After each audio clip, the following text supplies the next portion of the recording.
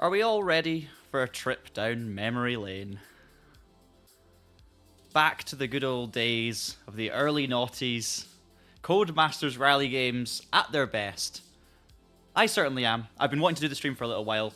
I did put a poll out recently on the Traction YouTube community page to see if this is the sort of stream you guys might be interested in, and LMU got the most votes, which makes sense because we've been covering a lot of LMU. We've been doing a lot of LMU streams, so therefore people want to keep seeing that. But there was a lot of love in that poll for playing the original Colin McRae DiRT game, and it was actually higher than I expected, and that makes me very happy because I really want to do this on stream because it's such a good game.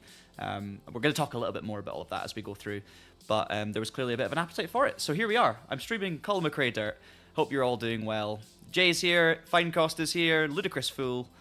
Let us know as well if you're watching, where you're watching from, what time it is, whether you remember the good old days of Colin McRae DiRT, but there's already a great number of you here as well, so yeah, massive welcome, massive thank you for joining me, and hopefully you're going to enjoy this nostalgia trip as much as I am. Now, just a couple of things. The reason I actually came about doing this stream, obviously the recent news to do with the WRC games, the official WRC games, and EA Sports and Codemasters, it's all a little bit of a mess and it's a little bit uncertain at the moment. Basically, there are no more rally games being developed by EA and Codemasters anymore after EA Sports WRC, which is now the partnership between the two of them is finished essentially, and it's a sad time because it just means that Codemasters rally games, probably for the first time in well over 2 decades, are just not being made. It's not happening, and that is very, very sad indeed. So we at Traction decided to do a little bit of a retrospective. We decided to take a look back at some of the things that Codemasters had done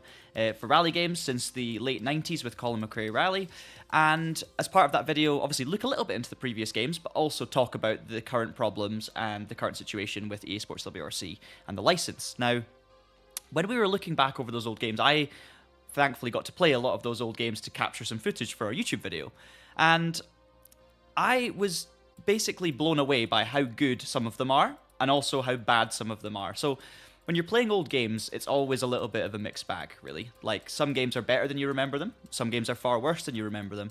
We actually did a Traction Control podcast where we talked about the best Codemasters rally games, and for me, like, Colin McRae Rally 2005 was right up there because I remember it being so great, and then the likes of DiRT 3 were up there as well. However, playing Colin McRae Rally 2005 and the original Colin McRae DiRT back to back, I realised something, and that is that in just a year and a half between those two games, it was an incredible jump. Colin McRae DiRT seems way, way, way better than Colin McRae 2005. So I really enjoyed playing it, and I just thought at the time, you know what, I want to play this on a stream, share it with you guys, see if you can reminisce as well and enjoy it. So that's what we're going to do today. Now I'm going to mute the music, and we're going to launch the game, and I will show you the, we'll let you just watch the intro screen and all that. Just, you know, absorb the nostalgia. I might get demonetized for some of the non-copyright music because obviously this is an old game, and any kind of music that's playing in the menus, I might need to cut out of the edit. So if you're watching this back not live, I do apologize if it gets a bit jumpy, if we have to cut any bits out, but we'll see what happens. So without further ado, Colin McRae DiRT is launching. I'm doing good, thanks Jay. How are you doing? Very good. Off to Le Mans next week, so this is my... there won't be a stream next week, but hopefully you guys enjoy this one. Here we go. Hey, Cameron. The intro to the original Colin McRae DiRT Rally. Sorry, not DiRT Rally. DiRT. Very poignant. Car going up Pikes Peak, the music, the mood.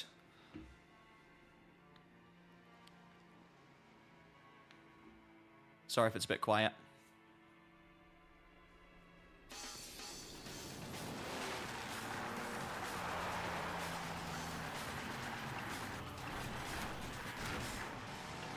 This game really brought the excitement to the franchise. All the different disciplines. We've got the kind of Rally Raid, the Baja, the Pikes Peak. The Colin McRae designed R4.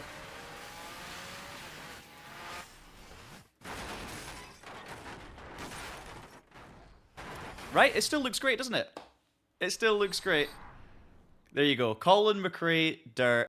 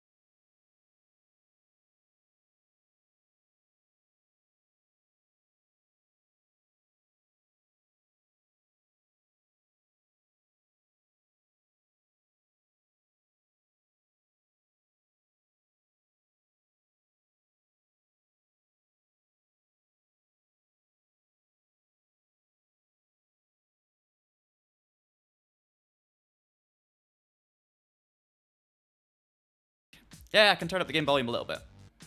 It's going to get louder when we get out on circuit, though, trust me.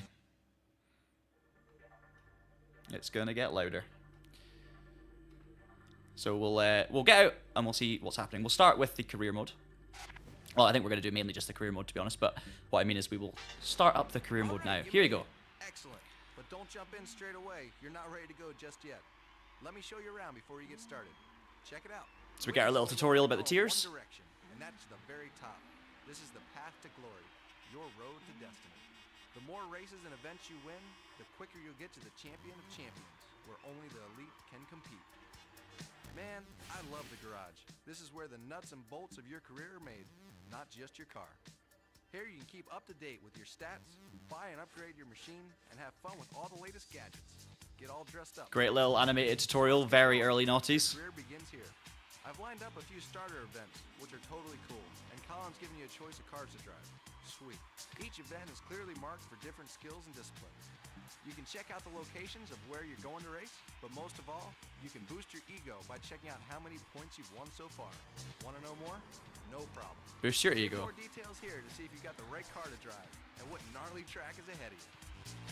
It was really the start of the Americanization of this franchise as well. This is great as well. Look, difficulty setting changes the cash and the skills. Oh man, can you taste it? We're almost ready to drive. But hold up a second. First, choose your ride. I can give you the spec on any of the cars. All you gotta do is ask. Once you've got your car, you're ready to race. Come on man, let's get going. Time to get serious. Very nice. That's it. You're ready to rock. Pick an event, let's go racing, man. It's time to head out. And that's us. Tutorial done. Right. I'm going to bring up the comments again because I've lost them. Yeah, I don't know, Alex. I don't know, I'm afraid. It's one of those where if you have a version lying around or you had it before, it helps. And of course, there are ways to like emulate it and stuff like that, but obviously you need to own the actual game as well. Yeah, this has, you're right, this has the most forgiving handling out of the PS3 era Dirt Trilogy. I would agree with that. It's just great for racing. So let's jump in. So we're starting off with the Lucas Oil Core Pro 4 series. As you can see, we've got prize money depending on what difficulty. We're going to go straight in at the highest difficulty. Let's just do that. We're racing at Chula Vista A. It's obviously going to be a quick race to start with. Keep it nice and snappy as we get going. So here you can choose your skill level. On Pro, you've got very high damage, terminal damage on, and very hard opposition. You gotta earn some bucks on the circuit before you can pick and buy the cars you want. That's cool though. Once you do, you can also buy the new liveries and there we go. Start to look good for all your hard work. We've got no money yet, so I'm going to have to select the Chevy Silverado Goodyear. Race day, baby. And we're straight in. I'm feeling pretty pumped, but before you head out there, let me explain what you can do before a race. Travis is going to explain everything, but we don't really need to see it. You've got practice, vehicle setups, damage repairs, track info, entry list, and exit. So this is like a proper, you know, core series race from back in the day. And I love this. This is very Race Driver Grid, but these stats that rotate, the UI is just stunning. And the stats that rotate, obviously, the more you play the game, you get to actually enjoy these stats every time there's a loading screen. And it just, that for me is such a clever idea for a loading screen. It's just so well done. And yeah, the energy about this whole thing is just great. Like, it's such a positive, enjoyable racing game energy, but also, like, it's not just, like, overly positive and friendly. It's also, like, actually quite, like, intense and, I don't know what the word is. I guess energetic in multiple facets. So, let's do it. Oh, I've got automatic transmission, so I'll change that as well. Actually, we'll change that right now. Actually, no, we can't. We'll probably have to do it outside. So we'll go check the settings after the first race. So let's just get on with this.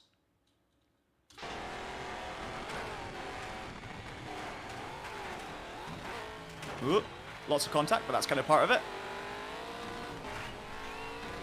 Obviously, we've got different camera views as well. So you've got these chase cams. You've got like the front bumper cam.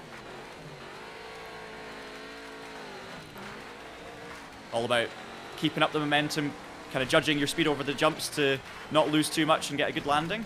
Then you've got a kind of bonnet cam. 10 cars on this grid as well. We've got the cockpit camera, which actually, I mean, you've obviously got that kind of railing across the front. Railing's probably not the right word, but you can still race from cockpit cam pretty well. The steering wheel animations and stuff are fairly natural. More natural than Gran Turismo 7 anyway, when you're playing with a controller. And then you've got actual cockpit cam a bit further back as well. Oh no. Oh, into the wall. And then back to chase cam. So that's your different camera views. Yeah, 100%. It's just a really nice looking UI, but it's very intuitive as well. Right, come on, P3 in this first race. Let's see if we can catch the front two, but I think they might be just a bit too far ahead. Need to make sure I turn my assists off, because I think that's probably holding me back a little bit. Whatever those assists might be, I don't actually know. I need to go back in and check them. We're behind Carl and Mike.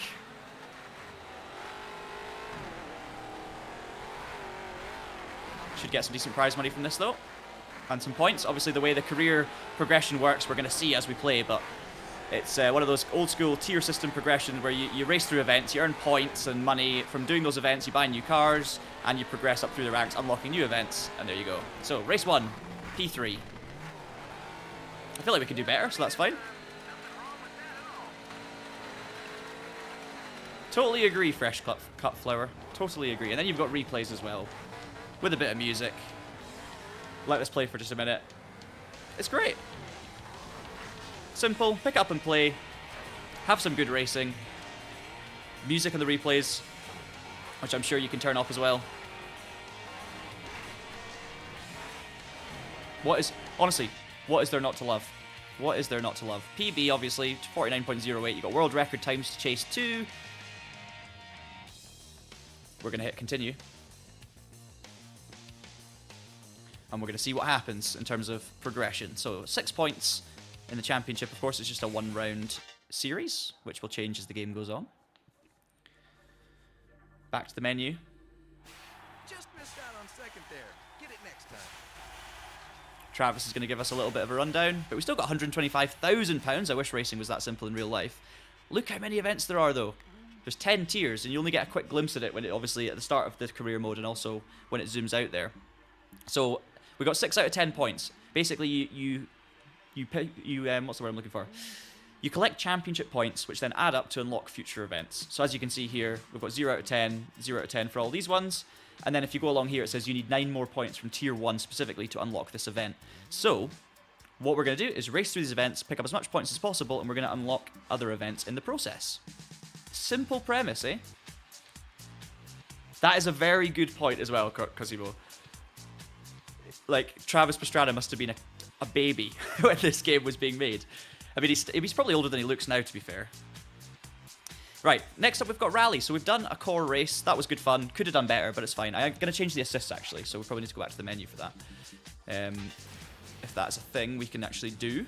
Is it even a thing you can do? I know you can change to manual. Maybe there's no assists, just transmission. Yeah, okay. We'll go manual. But I think there's no, I don't think there's traction control and stuff like that by the looks of it. Racing games have changed in 20 years. Something else that's obviously very nostalgia or I guess induces certain emotions, is very evocative, is the color palette in these games, because this was the era of the urine filter, where all of these racing games, Codemasters games had like a kind of yellowy browny tint to them, and it doesn't look good. So objectively, it's really weird, but actually, it just draws you back into that era. It's very evocative, because games like that aren't built like that anymore. They don't look like that anymore, but yeah, it feels like you're actually experiencing a game that's enjoyable and puts you somewhere, takes you out of the real world and gives you this new look. So it's a weird one, but it doesn't look good, but it also just, you need it, So it's very, very interesting. Yeah, I know. Ken Block. I know, and all the other, Dirt 2 and Dirt 3 obviously moved away from Colin McRae because Colin died literally when Dirt came out. I think it was the week that it was released on console or PC or one of the two. He died that week, which was obviously tragic, especially as a Scottish motorsport fan. It was a horrendous time, but I was very young. And then obviously they moved to a more kind of stylized, with more focus on Pastrana and more focus on Block when the Dirt series continued, which was really cool. I love the direction. But then obviously Ken Block also passed away recently, which was just awful. So yeah, there you go. Yeah, the Dirt filter, the Xbox 360 look, 100%. Right, Recaro Italian Cup. Let's do some rallying. 4-wheel drive. We've got one short rally stage. Let's see what cars we've got to choose from. We're going to stick to the Pro difficulty. We're going to try and improve. We've got a Fiat Punto Super 2000. Super 2000 cars are epic. We could buy a different livery if we want. And we can also buy a Peugeot 207, but we can't afford it. So it's literally going to be the Fiat Punto. We're just going to roll with the OMP livery. Let's just save some cash for the time being. You're almost ready to rock. I know you want to get out there, but here are a few useful things to know before you race. Let's just hear what Travis is saying. Will help you with your car setup, and it's good to have a free run on the track to fine-tune your choices. Then you're good to go. Race. Your first rally event. Man, this is going to be great. Rally is a point-to-point Travis is race. great at voiceovers as well. Each driver has a solo run through the stage. Whoever clocks up the fastest time wins the race. That's simple. Christian will be your co-driver. Listen to him as he'll tell you various rallying calls. Like a 2 left is a tight left corner, while a 6 right Co-driver is a guide. slight right corner. The lower the number, the more severe the turn. Drive well out there. Don't just get out there and drive. Always check your I accidentally interrupted him because I was going to the setup screen. But yeah, you can see we've got like full setup menu. Here to help explain what each part does and what setup's best for different situations. Great. So don't be shy. Hit up that help button if you're stuck. There's a help button. Obviously, we can sit and listen to every single. We can sit and listen to every single little bit of Travis Pastrana voiceover, but we obviously want to play the game as well, right? I mean, it's just, I love it. I love it, and I love the fact there's those little simple pointers. If you're new to it, there's something to immerse you in the game. Well, I'll change the audio levels a little bit to take the music down and bring up Travis in a moment if I can. Let's just get on with this rally then. I think it's just one stage. Don't worry about that, Jay. You don't have to say anything. Don't worry. Think of this as your like introduction to old school rally games, and hopefully you enjoy it anyway. I'll try and give you a little bit of context as we go. But this is going to be our first proper stage rally, so point to point, us against the clock, but obviously the other AI drivers will also set times. And let's see. Oh, that's awesome. Yeah, I think I've actually used a filter. It might have been yours, but I've used the graphics mod for Race Driver Grid back in the day to get rid of the filter, but I don't like getting rid of it anymore. But amazing work to actually create something. Oh. Hang on. My controller stopped working. No! This is bad.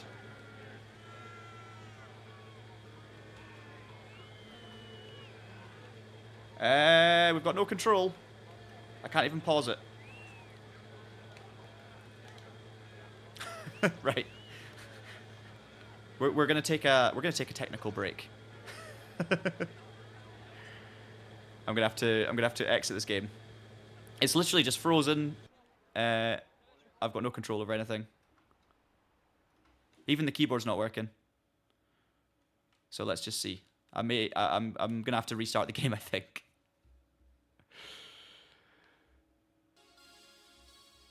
All right, let's relaunch. Just small things. Small things. Dirt, I remember as well about Dirt. It was quite a crashy game. Like, I do remember I spent ages trying to get it working smoothly on my laptop back in the day, and I just never got it. Like, it took so long. And other Colin McRae games were really easy at the time. And for some reason, this one was just very grim.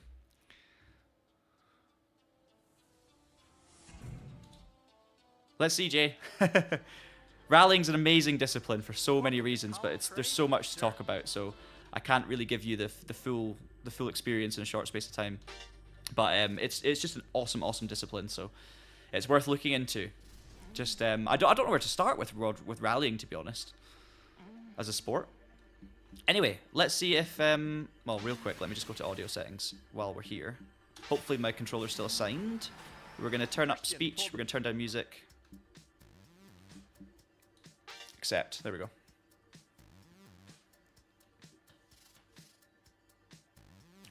Yeah, to be fair, I did do LMU that week.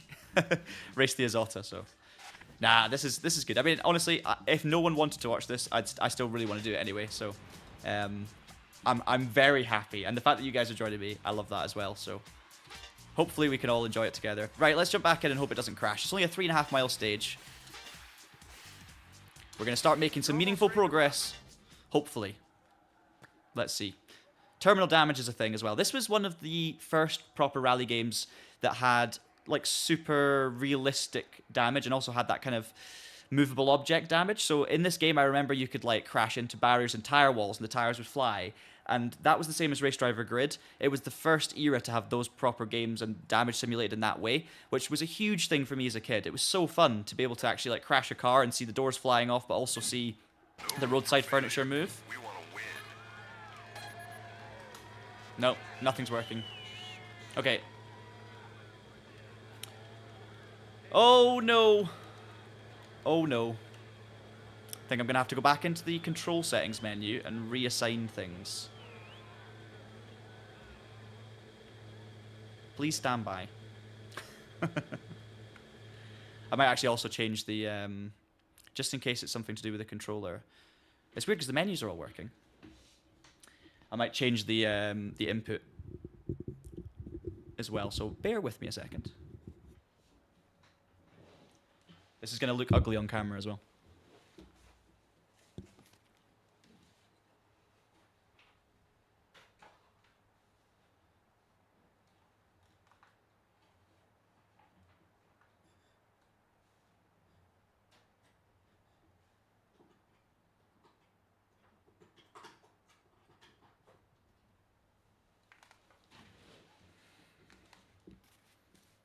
Yeah, this is this is Rally as well. You're right, Egg. Now, let's see if we can get this controller to start working again. I don't even know if it's a controller issue, to be honest. I think it was working perfectly. The light was still on. I don't think I've actually stopped the game yet, have I? No, I haven't.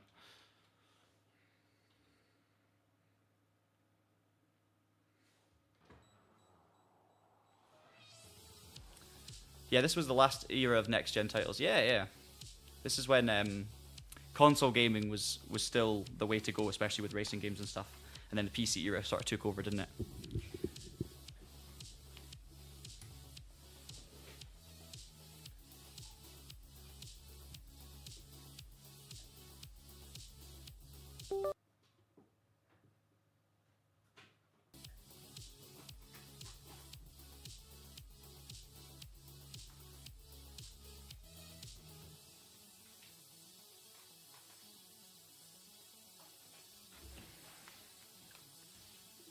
I mean, literally, worst case scenario, I'm playing on a keyboard, right? It's going to be fine. It doesn't make a difference much to you guys. So I'm going to launch the game again. And I'm going to see if I can get the controller to pick up. It's not even lighting up anymore, but it's plugged in. I've tried different ports, so... Oh, the light is on the back. Who knows?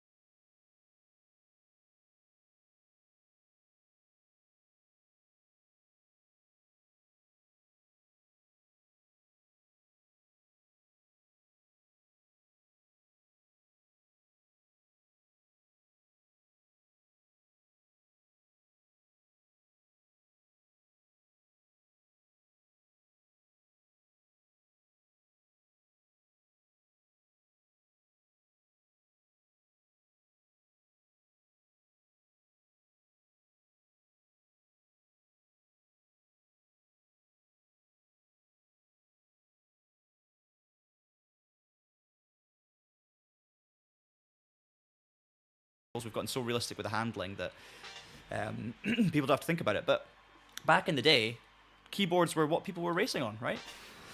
So we should be absolutely fine. We'll try Pro again. We'll see how we get on with this rally. Let's just hope it works. I know you want to get out there, but here are a few useful... Fingers crossed.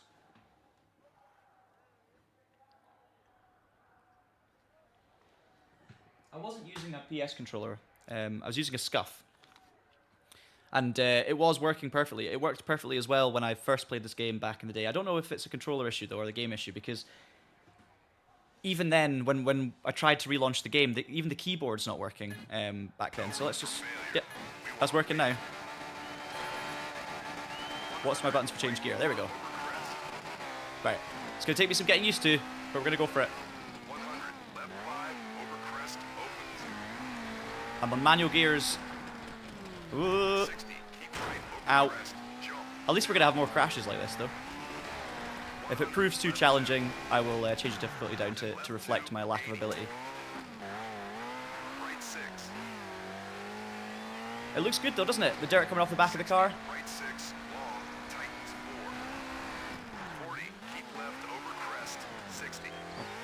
Need to keep in a lower gear.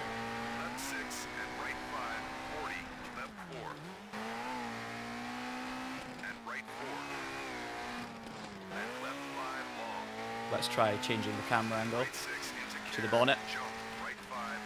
We're not far off the pace, but we're actually down in P12. It's very, very close. We're only 1.8 off.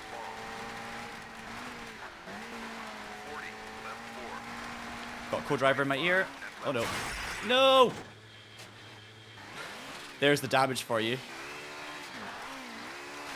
And now my car's horrendously steering to the left. And now we're definitely going to not pick up good points in this one. It's been a disaster.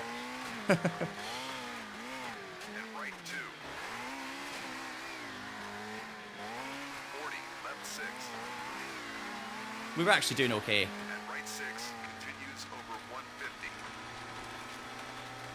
Oh, the car's struggling. We're at 60 miles an hour. Oh, it's gonna be no points from this one.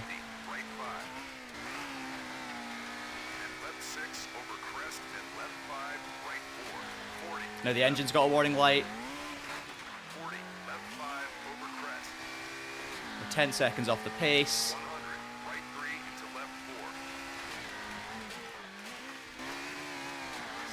I'll use this to try and adjust to the controls, though. I'll maybe give the controller another bash a bit later on once we've done a few races.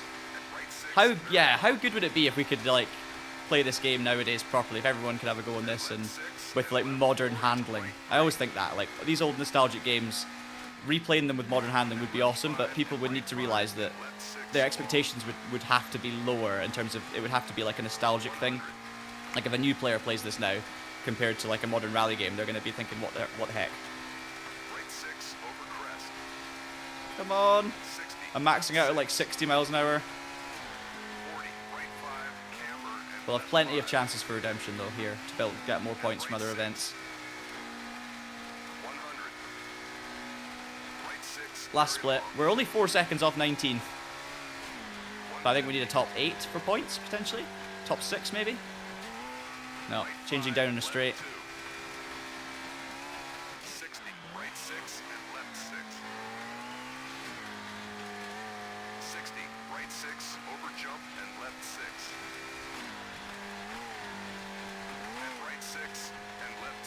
We'll get a couple of events under our belt, and then I'll also try grabbing another controller, seeing if that helps us out.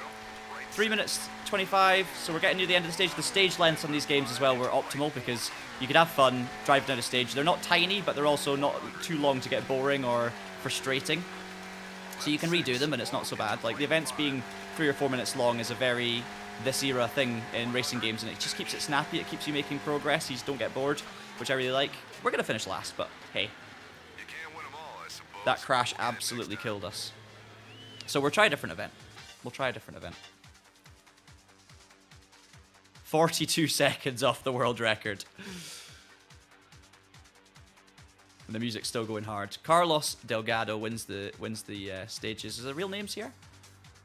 Heike Rauteparta, Connor Lynch, Matteo Dupont, Gunnar Anderson. Pretty sure there's some real names.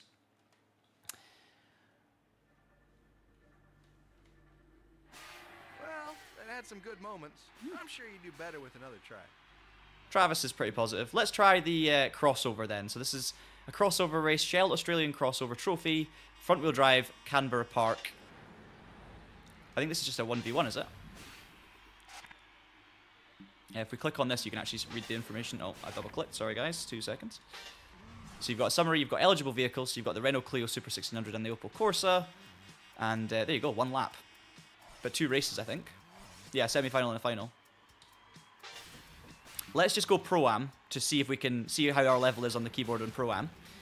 And we'll go a Renault Clio, but we're going to buy a... Oh, yeah, let's buy the blue and yellow livery for the proper Renault experience.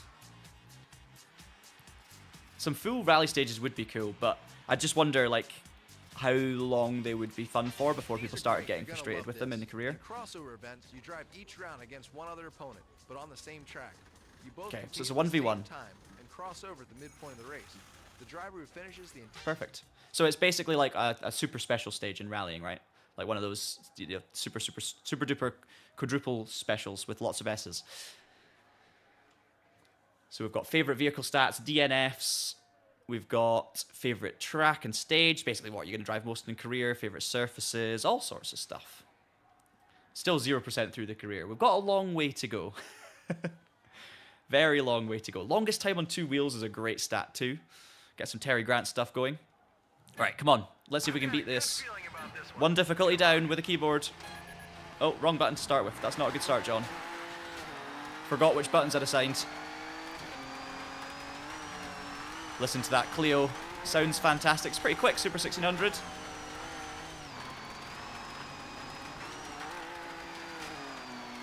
I think we need 5th gear all the way around there. There's a crossover. We'll first jump over the top. Oh! Very hard to catch oversteer when you're using a keyboard. We've lost a bit of ground in that first lap. Obviously, we made a terrible start. Haven't been the quickest, but plenty of time to try and catch.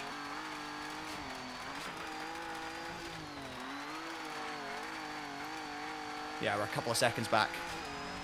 2.4 back. Can we do a mighty last lap to catch that gap down?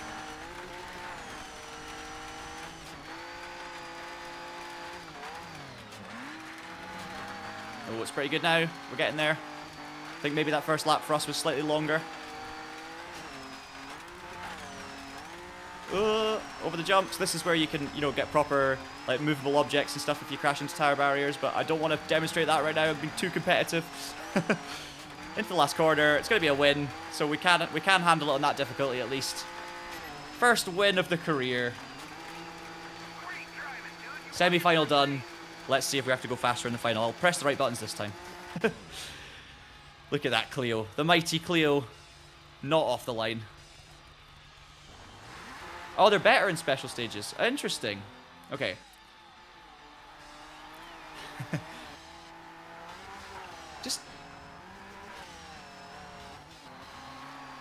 I love it. I just love playing old games. I love playing good old games. We're 12 seconds off the world record, so that's the work that we've got to do. But I do wonder if that's for like all car classes. I feel like the world record might be for any car class. Into the final with our 118, we're up against Benito Ricci in the Opel Corsa for the final, who did a 121, so if he's no quicker, we should be alright. Let's see. We're just gonna leave the setup. We've got 0% damage, so that's fine. Let's just go for it. That's not a good start though. Average finishing position 8th. Definitely some work to do. So yeah, my opinion on the Dirt games, like, I'm really enjoying replaying Dirt, and I think I underappreciated how good this game was at the time.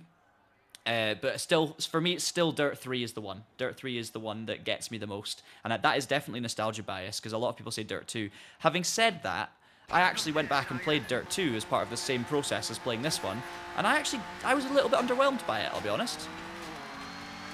Everyone, talks about how amazing Dirt 2 is, and I fully get it, but for me, I don't know, I found the early gameplay stages of it a little bit, like, repetitive, and I wasn't quite feeling the kind of overall atmosphere. I actually preferred the original one, but I didn't play Dirt 2 when it came out, so I don't have that nostalgia to fall back on.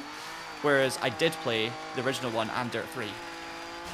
So I'm not the best person to judge, basically.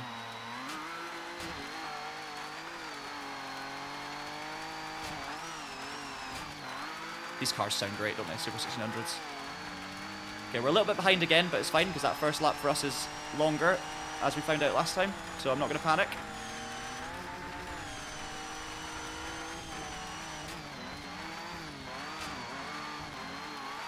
Car, decent speed through there.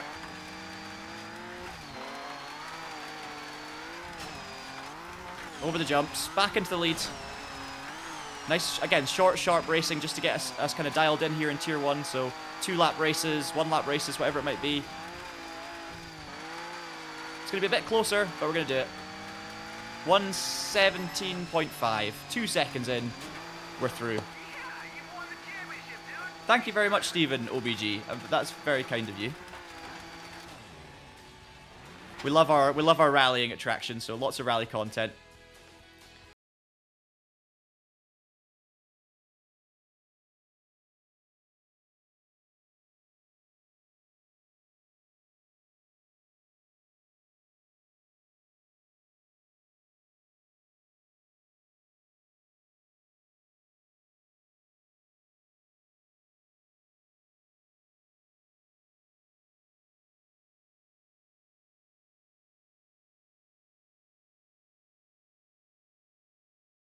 I think Dirt 3 is a bit cleaner in general.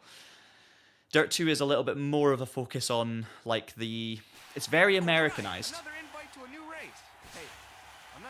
Dirt 3 is too, but Dirt 3 is a little bit more like stylish, and Dirt 2 is a little bit more like in your face, screaming, you know, massive crowd. It kind of reminds me of Need for Speed Pro Street a little bit. Okay, first rally raid. So you can see like the variety is crazy. We've already had crossover, rally, core, and now we're doing rally raid, which is similar-ish to core, but not as like not really the stadium circuits with all the kind of jumps. It's a little bit more wild, let's say.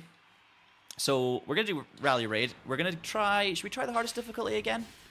We'll give it a go. Let's try and win something on the hardest difficulty with a keyboard. We've got the Mitsubishi L200 Triton or the Warrior Rally Raid. Again, let's save our cash for now. We can't even afford that yet. Let's just drive the car that we own to start with, and we'll spend our cash on cars we want to drive a bit later. Off-road circuits, and you're up against multiple opponents. So get ready to be dirty and determined. Christian pulled the short straw to be your co-driver on these races. Okay, Christian's my co-driver. So we've got a co-driver for this. It's going to be tough out there. The pro drivers never take kindly to the new boy on the track. Right. I'm gonna select the practice option just because I want to see what happens if you get a couple of laps. Yeah, that makes sense. Trailblazer reminds me a little bit of like hill climbs and stuff, though. I'm actually doing my first real racing event of the year this weekend, by the way, guys. I've got a race car that, well, me and my dad are sharing a single seater that is going to be used in the Scottish Sprint and Hill Climb Championship and also the British Championship, hopefully later this year. But it's still kind of being put together at the moment. So I'm not really racing anything at the moment, but I've been offered a drive in someone else's car for this weekend, which is going to be excellent. So we'll talk a little bit more about that later. Okay, so this is actually more like a timed event rally raid. I've forgotten about this. So it's a bit like a kind of closed circuit Dakar style event, which is obviously this is a discipline in real life, I'm pretty sure, or at least close to it. I'm not a big expert when it comes to rally raid and these kind of things, other than watching the Dakar every year. But I do know that like these sorts of circuits exist to some degree. This is cool. Look at this. Like, yes, it's quite a simple kind of looking place, but the atmosphere and the surroundings are awesome. And the distance as well. You can see the mountains in the background. Yeah, thanks very much. Thanks, Matt. It's a Spire GT3. So it's like basically like a kind of radical style car, but not in any way road legal. Purpose built for racing. These Spires are awesome. You should check them out. So it's a Spire GT3, but it's got a turbocharged Hayabusa bike engine in it. So it's probably running somewhere, in the region of 450-ish horsepower, and obviously weighs nothing. So it's gonna be very quick. It's gonna be very quick. So big thanks to Charlie, who's sharing the car with me and giving me a shot. I've driven it once before, but before it was turbocharged back in the day. This is a pretty intense circuit, though. You can roll off the side.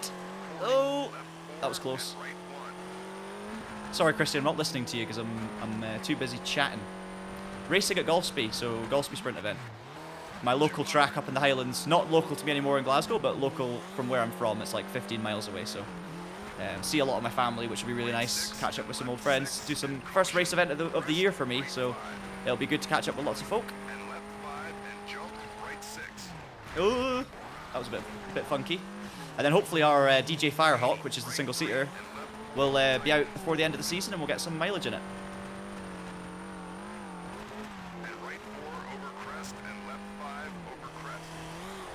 So you've got these kind of little barriers on the right, but they're going to do nothing to stop a car rolling down the hillside.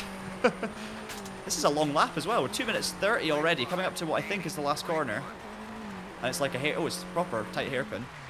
Oh, that's not a handbrake, John. That is look behind. I've actually forgotten which button I set as the handbrake. I think it was P. Yeah, it's P, which I can't actually reach.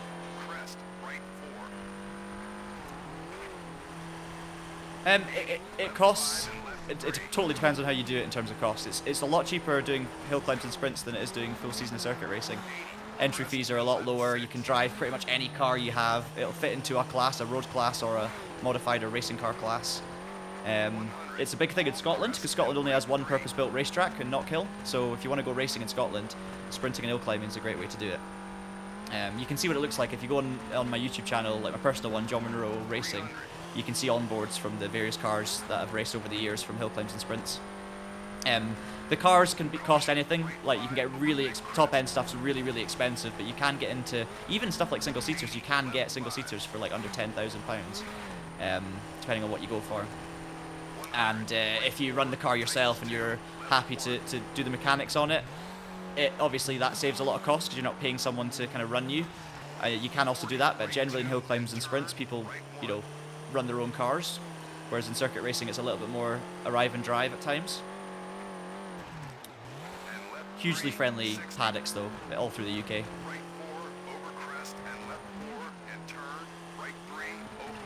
I'm not listening to Christian, my co-driver, one bit. I'm so sorry, Christian. I'm just looking at the map at the top of the screen.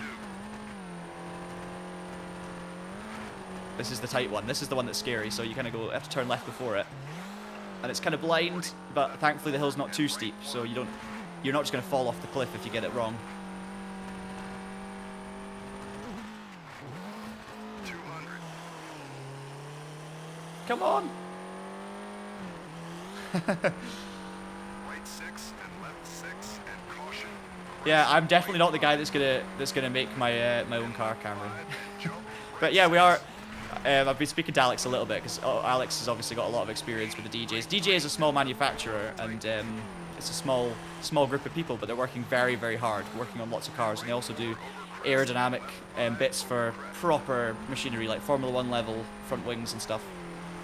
So they're very busy working away, and hopefully I'll be able to catch up with Alex a little later in the year. Maybe I can get some setup tips for how to get the most out of it. But obviously he's building his own cars now, so he's a bit busy. Right, there we go.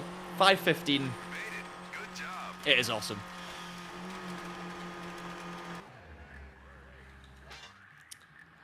We're a long way off the world record, but I don't know how many points we get for that. It didn't seem to be up against any AI. I don't know what that means. Do we just get the points for completing it? Or is there going to be a leaderboard? Let's see.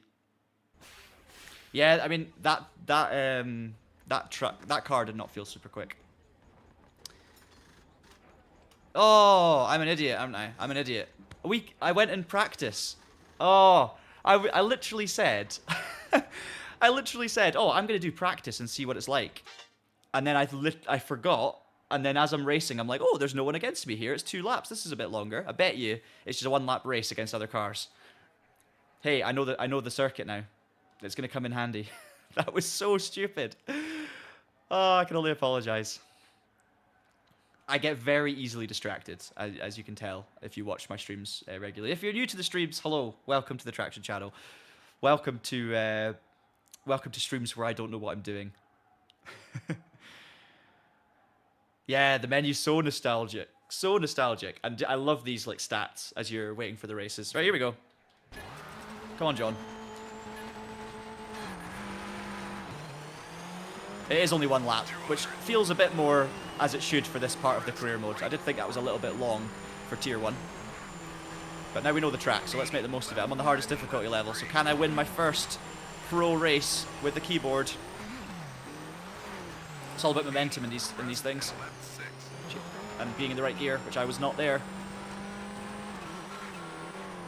I did see a comment as well, I think it was from Stephen earlier, saying Dirt 4, no one talks about Dirt 4. You're absolutely right. There are a lot of people who defend Dirt 4, and it's completely, I mean, it's not an objectively bad game at all, so you're completely right to defend it if that's the game that you enjoy most, and there are some really cool features, like the, you know, the kind of free roam area in Dirt 4, where you can drive around the compound, and the kind of training area. That's great.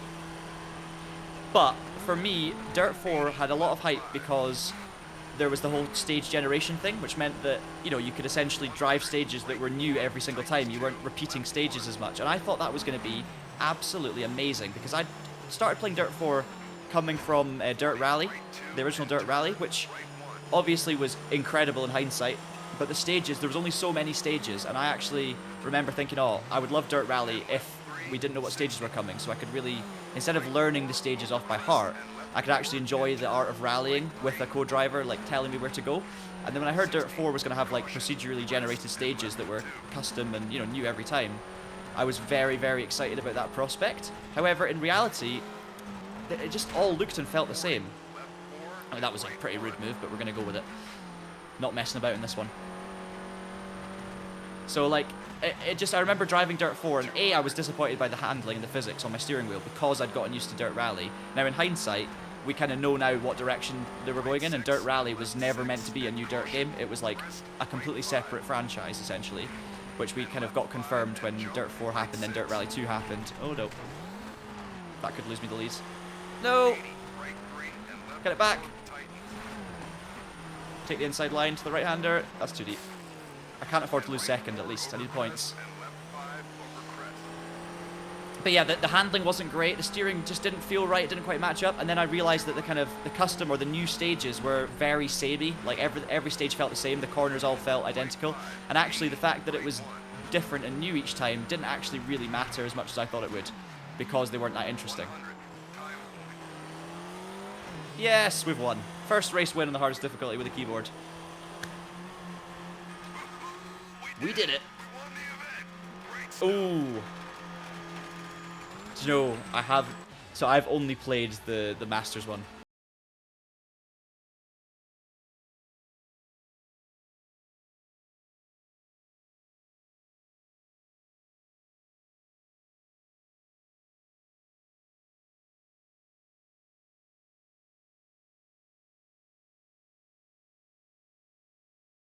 Around a golfing when I'm at Le Mans next week. There is actually a 9-hole golf course at the circuit down at the end of the Mulsanne, apparently. Right. You can access 2 new events. So I would love to get around a golfing in France, but we probably need to go quite far away from the circuit to try and get something. Here, look at this. Sorry, I've hit the mic, too excited. New events unlocked. So we've just seen the animation, and now we have the Mintex front-wheel drive rally challenge, the Ferodo Stock Hatch Cup and Rallycross. We've got a hill climb event as well, and another rally. And then you can see here how many points I need for the next events. And we're pretty close, guys, to tier 2. So there we go. Let's do another rally. Let's do the UK stage, the Mintex front wheel drive challenge. We'll try pro again. We'll try and win a rally in pro. Yeah, I agree. The handling wasn't an improvement. It might have been better with a controller. I can't talk because when I played those games, I was playing on a wheel. But for me, it was a downgrade. So we've got our Clio Super 1600. Should we buy the Corsa? We've already driven this class, so let's buy the Corsa. Yeah, and you're right. You're so right. Improvement is too vague. Yeah, I'm looking forward to doing this UK stage. Oh, look at that. We've got like a proper shell livery as well. Let's do that.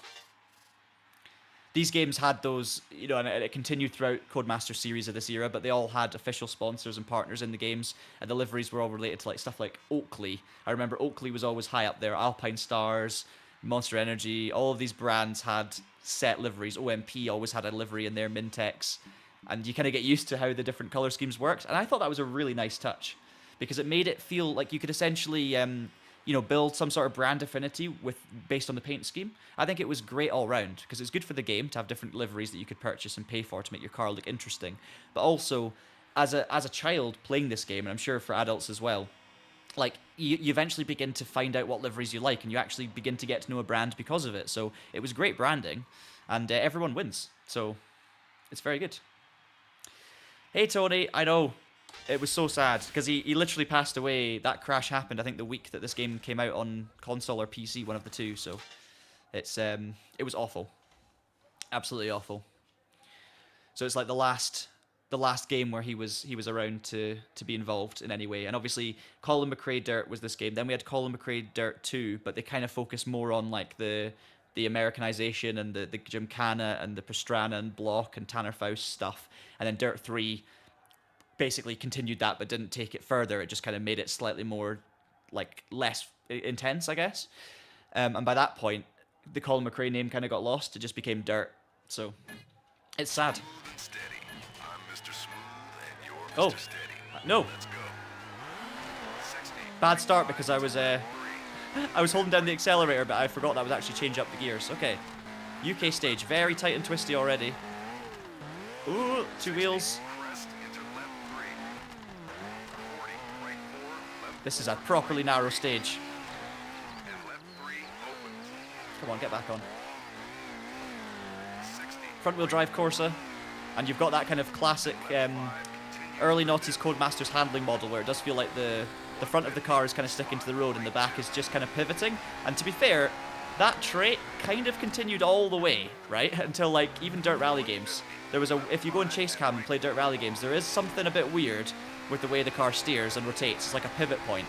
And that game still feels amazing. Those games still feel amazing on a wheel, but there's something about, you know, a handling model that I guess was born with these Colin McRae DiRT games that must have continued. You know, and they were also the same in Race Driver Grid and stuff like that.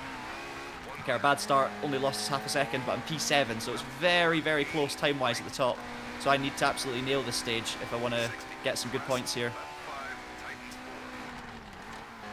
I'm not listening to Christopher again, I'm so sorry. There's a 2 right coming up though.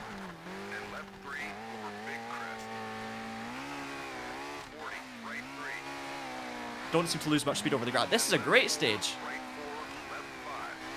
Really, really fun, twisty stage, but...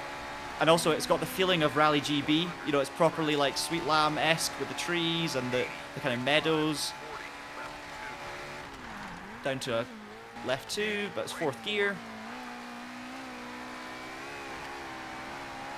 Looks great. I think it looks fantastic. Even the clouds and the mist and the difference. We're up into the lead now. Oh, tank slapper. Come on.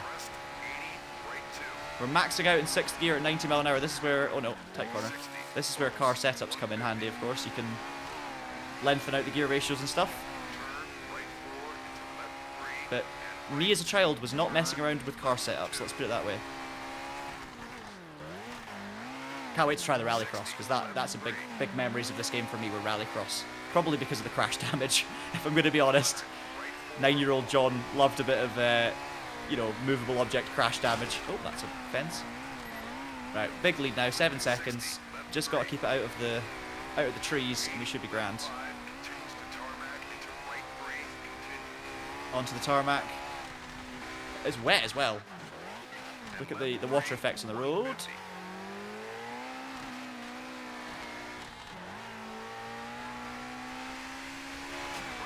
How's cockpit looking in the Corsa? Flat out, maxing out. Left 2 coming up.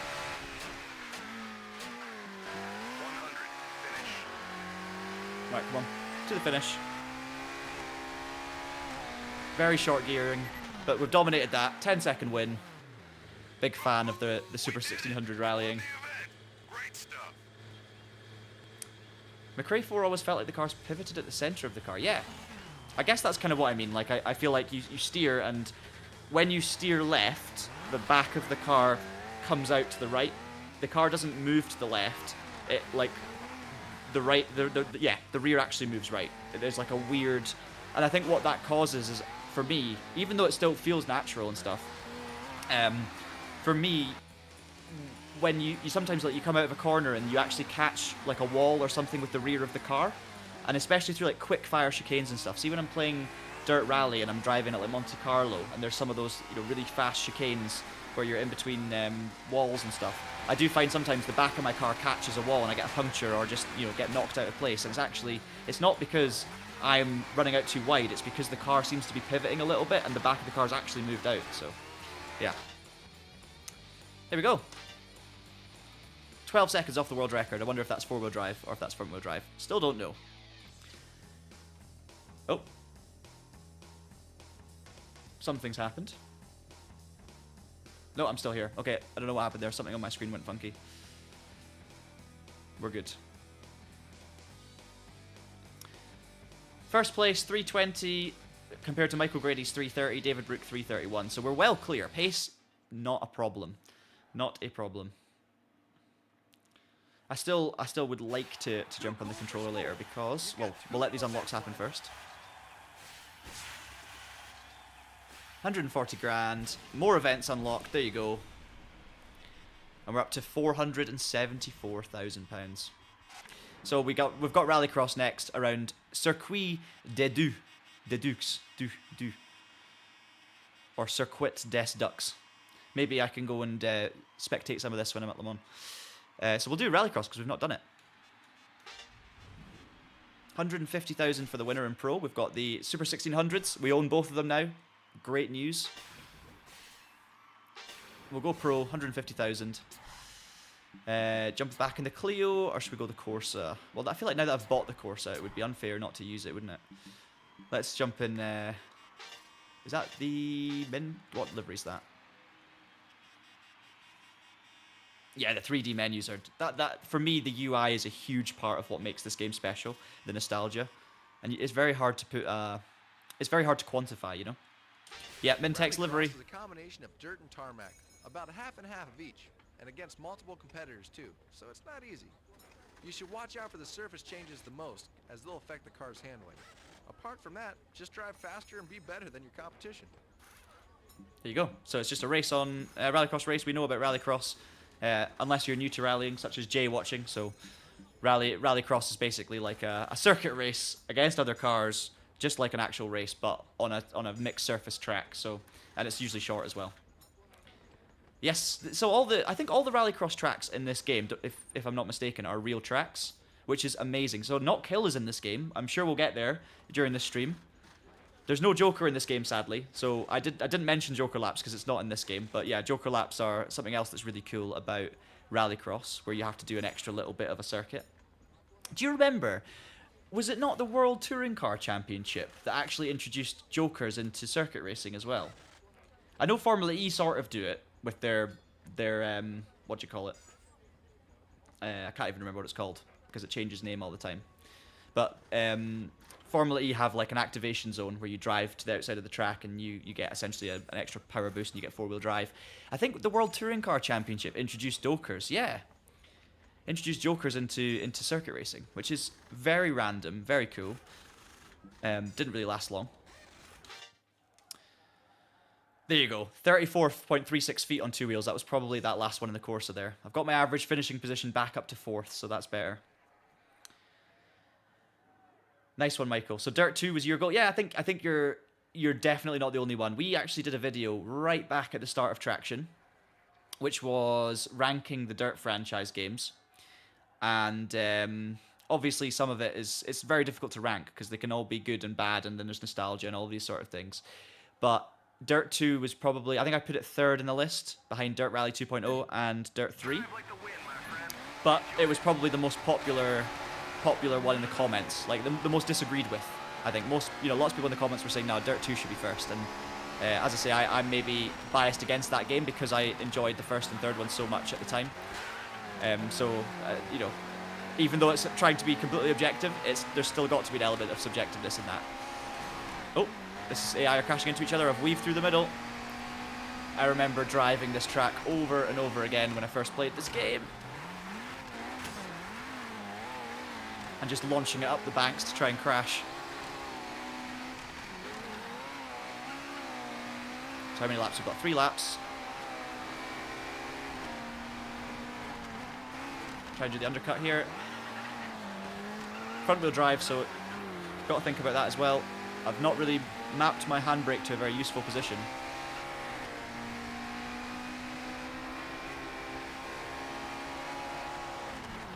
Ooh. Whoa. Yeah, you're all crashing into each other. Oh, that could have been a chance if I'd not got caught up in that. Did you see the back end really swung around under braking, which was interesting. Alright, go for the undercut here. Yes. Come on. Got the inside line. Perfect. Obviously, with buttons on a controller, I've got no like nuance with how much throttle or brake I apply. It's just all or nothing. Right, I don't think I'm going to get P1, but we'll see what happens. Oh, rear coming out again. It's almost like it wants to come out deliberately to get me into the hairpin, but I'm not ready for it. Can we do anything through the last chicane? Cleo brakes, but we're too far behind. I'll take P2. It's okay. Oh, that would be amazing, JVD. That would be amazing. Good luck getting to compete in that at some point, though, even if your current car is too old. Hopefully you can do it at some point. That'd be amazing. Hey, Samo, how's it going? Thank you very much for the like. Appreciate it, guys. If you are enjoying the stream, if you're enjoying the nostalgia trip, do leave us a like, because I know it's something that's really annoying when people on YouTube constantly tell you to like and subscribe things. I completely get that it's annoying, and also it's never mandatory in any way, but anytime you do leave a like on a bit of content that you enjoy, or subscribe to the channel if you're not subscribed, it just helps us reach more people, and obviously that helps us grow, and then that helps me do more of this, which I love doing. So if you're enjoying the content, that's why we're really annoying on YouTube and constantly asking people. But no, very much appreciate that. Thank you. Right. We came second. I'm liking this, though. The difficulty level's at a point where like I'm not winning every single race easily. It's actually given me a nice bit of challenge. Yeah, it's... Oh, wait, we'll see what Travis has to say first. Hey, I'm not your secretary, you know.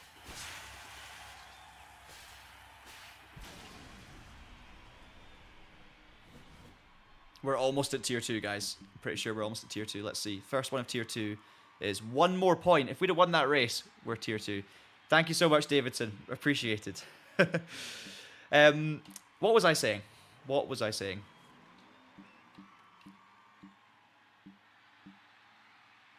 Literally can't remember. Oh, yeah, it's to do with the game being sketchy. So, yeah, as I say, when I first played this game, I had the disc, I was trying to get it installed and working, and I could not for the life of me get it working properly. It crashed all the time, and it was an absolute nightmare. And I do remember that about this game, and I think that's why when I returned to this game, I wasn't expecting, or in my head, Colin McRae Rally 2005 was much better because it was more polished and it was just a cleaner experience, and I have really fond memories of it. And in my head, I'd kind of put that ahead of Dirt. And then I played this again when it wasn't crashing all the time, and I realized, like, this is just so good. Like, this game is just fantastic. But my memory was definitely tinted by, or tainted, I should say, by that experience early doors. Okay, Fidanza Windy Point Hill Climb, our first hill climb event. So this is going to be four-wheel drive rally machinery for the first time. We've got an Impreza WRX and a Mitsubishi Evo 9. 2.7 miles, so it's a very short hill climb, and I'm guessing we've got no co-driver because it's a hill climb. We're going to go pro, go for the 175,000. And this is the first event where we don't have a vehicle in our garage at the start, so we're going to have to buy an 06 Impreza, or 2009, sorry, not 2009, what am I talking about? A Mitsubishi Evo 9. So this is probably, for me, peak Mitsubishi Evo era was 8 and 9. I think 8 was always my favourite growing up. So it's 200,000 or 195 for the Subi. We'll go for the Evo. I honestly, when I was younger, I was more of an Evo guy. As I got older, I definitely transitioned to being more of a Subaru man. I just appreciate them both. Oh, look at that. 10,000 for the proper Rally Art livery. It's got to be done.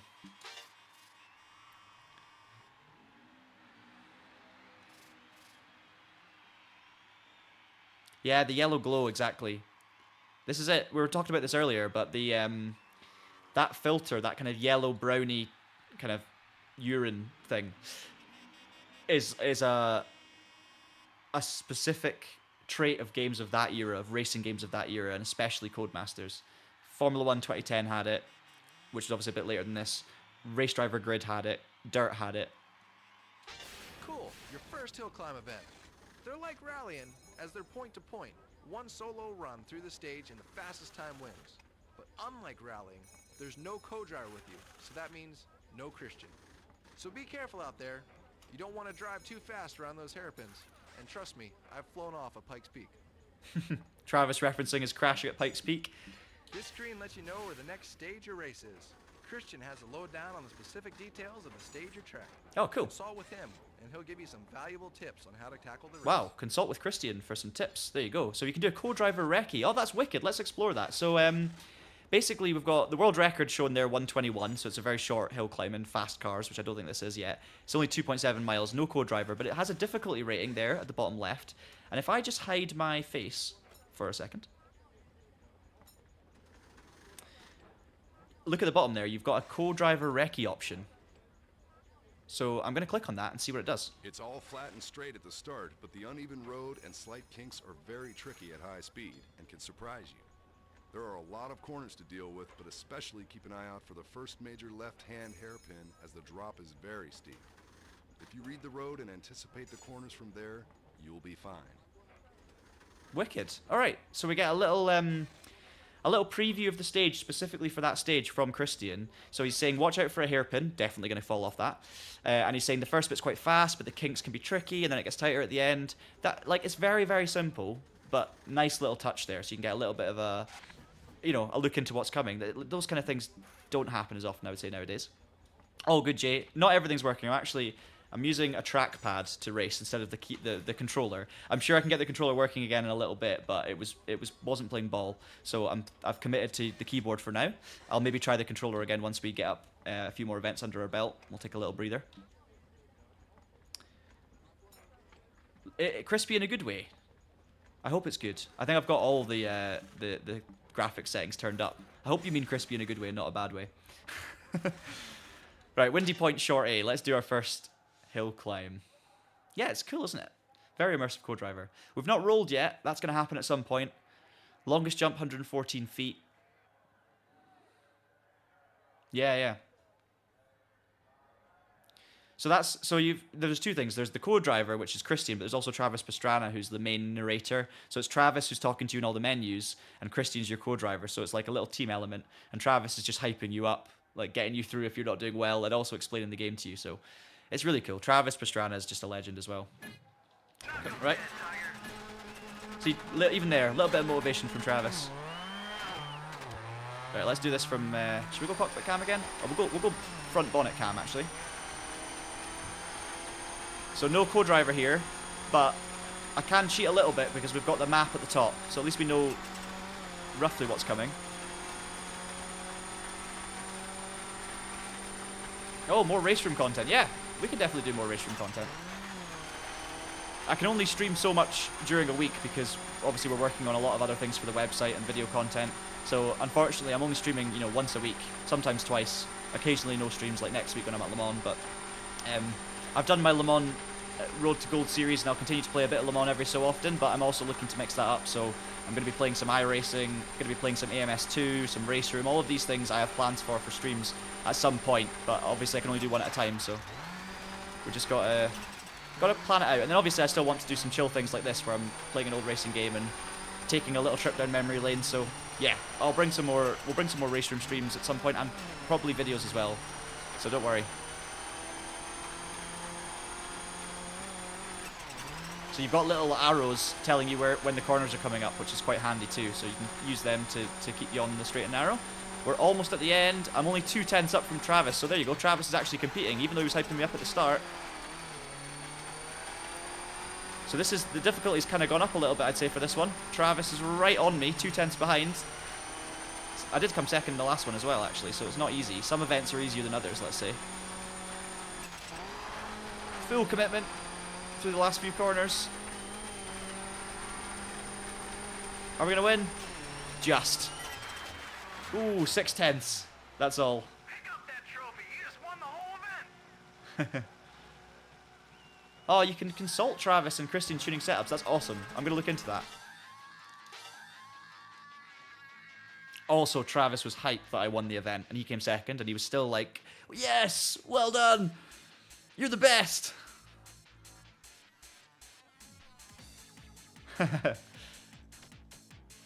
Oh, appreciated, Davidson. Okay, we did it. Doesn't everyone need a little bit of, like, Travis Pastrana positivity in their life? Second level coming up. Here we go. Tier 2 is unlocked. Let's see what he's got to say. I see not kill. Oh no, it's Croft, actually. There we go. So, we've unlocked Tier 2. Now, I will jump ahead and do some Tier 2 races. I am going to, though, just to finish off Tier 1, in fact, now that we've got Tier 2, I don't think there's any... I won't get any progress for Tier 2 unless I do Tier 2 events. So I can be a bit more picky with my events. I just want to show you a little bit of every discipline. I still want to do that. So we've done rallies. So these are all rallies. We can obviously go through them. There's Germany. We'll hopefully do some stages in Germany, Spain, and Japan in Tier 2. But I do want to do this last rallycross race because it's not kill, which is obviously my local circuit. And having not kill rallycross in official capacity in a Colin McRae DiRT game is just very cool. It's just very cool. So we're going to do it. Compomotive British Rallycross. Not kill. Let's get entered. Hardest difficulty. And it's 4-wheel drive. So we've got the Subaru and the Evo. I'm going to stick to the Evo for now, because I want to save the money in case we need it later, but we'll try the Subaru further down the line. Now, Don't just get out there and drive. here's the setup Always screen. Check your car setup first, as the right setup is vital for a fast time. Let's see if he gives me any tips. Christian and I are here to help explain what each part does and what setup's best for different situations. So don't be shy. Hit up that help button if you're stuck. Cool. So yeah, there is a button to ask for help. So if I go for, like, for instance, front camber and click the button, listen. Negative banking track is useful for tight tarmac roads because it helps the tires bite into the tarmac while cornering. Spain and Japan are particularly known for their tight tarmac tracks. You don't want to push the negative banking track too far, though, as braking ability will be affected. Why should you change the front and rear banking track, Christian? This is awesome. It enables you to tweak the understeer and oversteer components of the car. Any changes made would be minor alterations rather than major changes. Amazing. It's Project Cars, yeah. So Project Cars 2 had Not Kill Rallycross. I think they still do race Rallycross at Not Kill. I've been in the commentary box at Not Kill before for circuit racing events, but not for Rallycross. I do think they still do Rallycross there, though. Look at this. So that was a full description of how camber works. They also gave little tips there about, like, Japan and Spain, for instance, needing a certain amount of camber because they're tight and twisty tarmac roads. I mean, this is awesome. You can really learn about how car setups work. And you've got camber, toe angle. We've got suspension, spring, stiffness, ride height, bump and rebound and fast bump. You've got transmission. So this is what we were talking about earlier. We could have done with that a little bit in the previous rally event. Brake bias, front versus rear. Even brake set discs, the size of the discs and pads. Look, hard and soft pads or smaller, large discs. No way! You made this screen, Malrog. Thank you. Which screen do you mean, like the specific setup screen? I mean, the UI in general for this game is just, like, superb. It's so, so good. So, for your involvement in that, if you made these screens, well done. Hey, that's amazing. How awesome's that, guys? We've got someone in the chat who's actually responsible for these amazing screens. And I mean, I'm not just saying this because you're here. Like, you'll know if you've listened to this whole stream so far. I'm gushing about this game, but the vehicle setup screen is so clean. Like, obviously, you've got the different main settings. So you've got downforce, differentials, brakes, transmission. You can actually see floating in the background which each page is, which one it is. And within each page, everything is so clearly mapped out. Like, it's just very big, very clear. It's interesting. It's, you know. And then within each one, obviously having that help having that help button, and then explaining what the things do. That's absolutely brilliant. So this is like, these things aren't made like this anymore.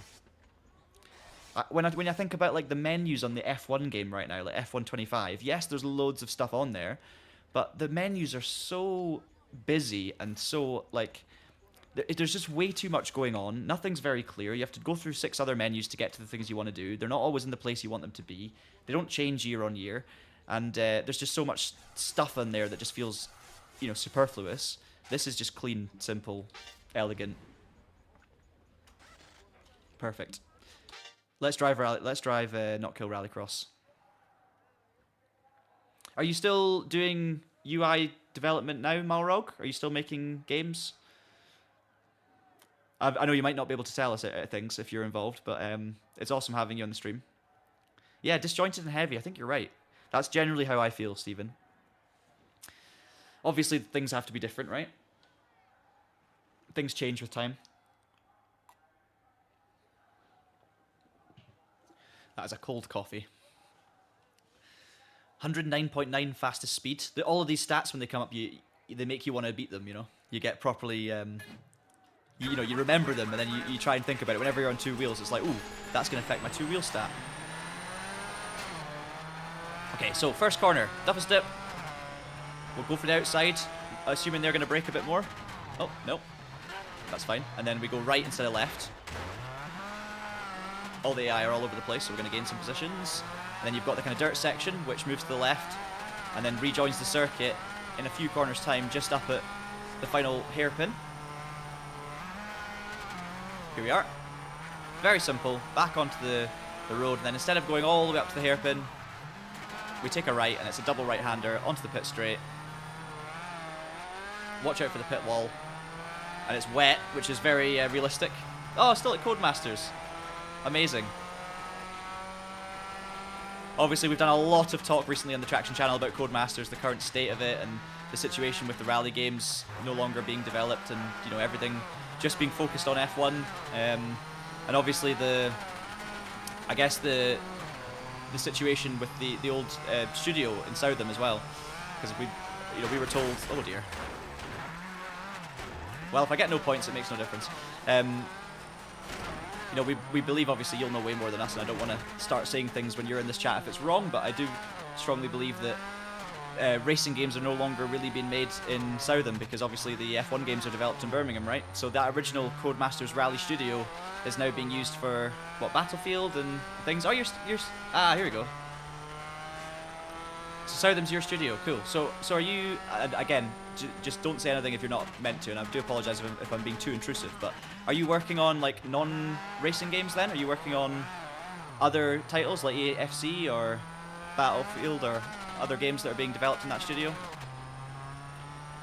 I'm just curious because we obviously talked about it in one of our previous videos.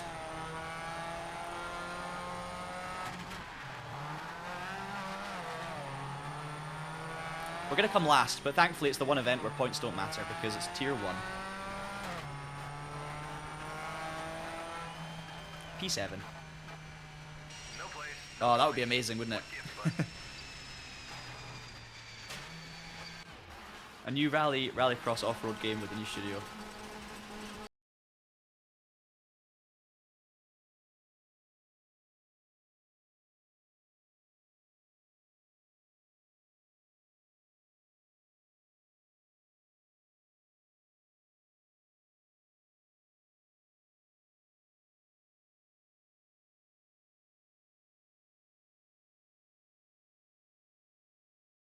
So much for joining us in the stream and sharing that with us, that you worked on this game, because it's cool. I'm sure there's lots of people watching this stream specifically because they love these games. So I'm sure lots of people in this chat right now and watching this stream are very appreciative of the stuff that you do and the stuff that you've done in the past. So yeah, awesome stuff. Right, tier 2 then. Tier 2. Before I jump into tier 2, I'm just going to quickly quit the game, and I'm going to try my controller one more time. And I'm perfectly happy now on keyboard. I've gotten used to it, but I want to experience it with the analog steering and a little bit more. I want to feel the back of the car swing around in Rallycross and be able to actually try and catch it, for instance. So I'm going to give it a go. I might even run through and actually grab a different controller just in case. I don't know if it's the controller that's the problem here or the game, but either way, I'm going to maybe go and grab a different controller just to see if we can get it working. So I will be back in a second, but I'm just going to leave. I'm going to leave the. I'll just leave the stream on, so if people see that I'm away for 30 seconds, they know that I'm going to be back very soon. So you can have a lovely view of my Pro SIMRIG seat while I'm away here.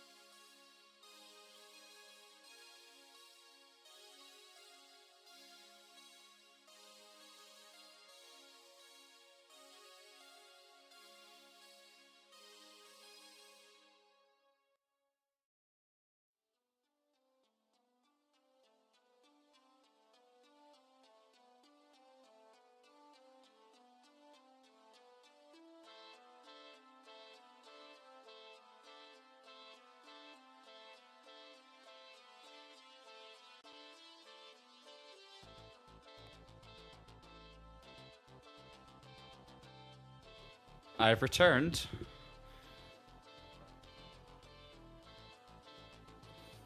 With a Traction Pink PlayStation controller. So, let's see if we can get this working. And if we don't, we're going to just commit and it'll be absolutely fine on keyboard, but it's not really giving me signs that it's working, which is slightly concerning. I don't know, maybe it's the cable, but the cable's normally perfect. Oh! It flashed a color. That's a good sign. But then it stopped flashing a color. Maybe I just need a different cable.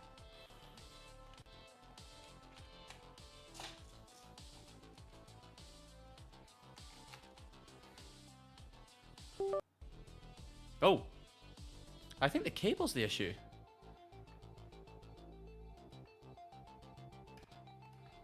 Yeah, I mean, it's working now, so I think my cable may have been the problem, guys.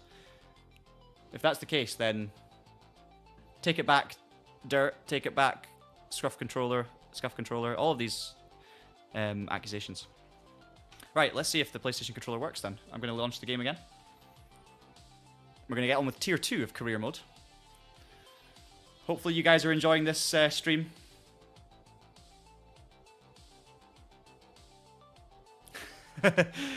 Yeah, it hurts when a game that's not that old is getting called a classic, isn't it? I mean, it is old, that's the thing.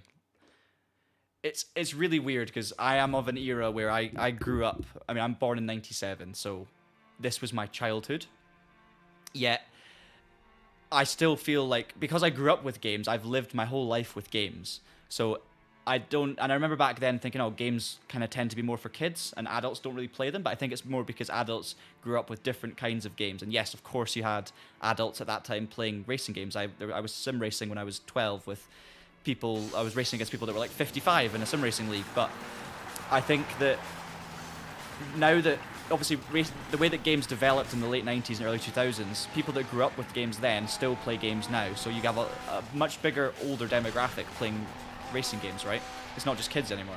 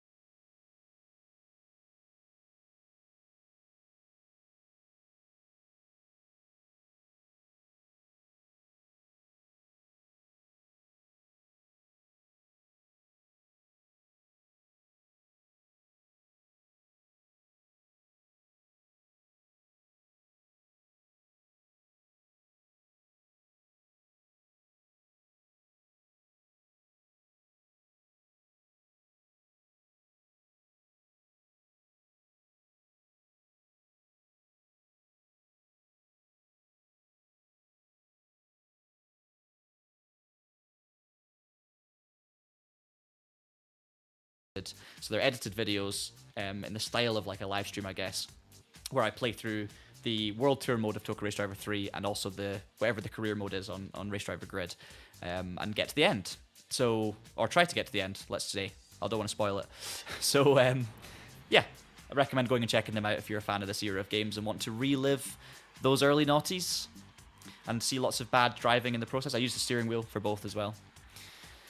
Okay, Tier 2. So we've got Australian Rally. Did we do an Australian Rally? I don't think we did, so that's something we can do. We've got Croft Rallycross. Definitely want to do that. German Rally as well. All right, let's just start with our first Australian Rally event.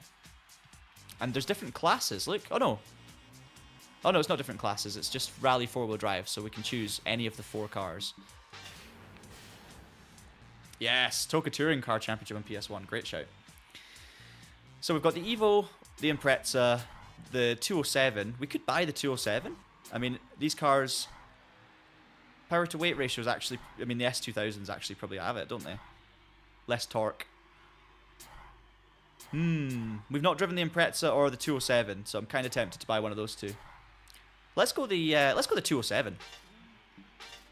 Let's do it. My first game was probably, I would say, Malrog. Oh, so was that the first one you worked on then, Malrog? It would be, because that would make sense before this game, right? Lucozade livery. No, let's go the Total. Oh, that's amazing. I can still, those, the menu clicks when you're moving up and down and moving around the menus in Toka Race Driver 3 live rent-free in my head as well. I am a sad person who likes racing games too much. Let's do it. Tobin, you're alive. How are you getting on? It's been a while. It is, and you're right, it is such a good game. It is such a good game. Even better than I remembered it, and this is why I wanted to stream it, because when I replayed this game a little bit to capture for a Traction Codemasters video, this game was this game was so fun to play. I really wanted to do a stream on it. How are you getting on, Tobin? Great to hear from you. I know you've been very busy. Okay. Controller is out, so that's going to change the vehicle dynamics and stuff, of course. See if I can drive in a slightly more natural style. If we go back to cockpit camera, it should look a bit different now. And I can actually use the handbrake properly. There we go.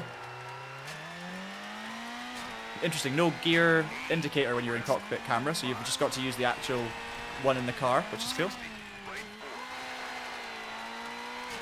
Yeah, like, it already looks so much more natural, doesn't it?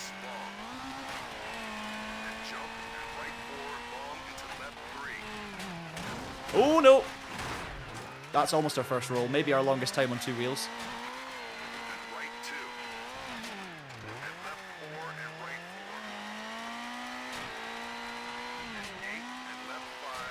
First split, we're actually a second down, so good competitive rally this one.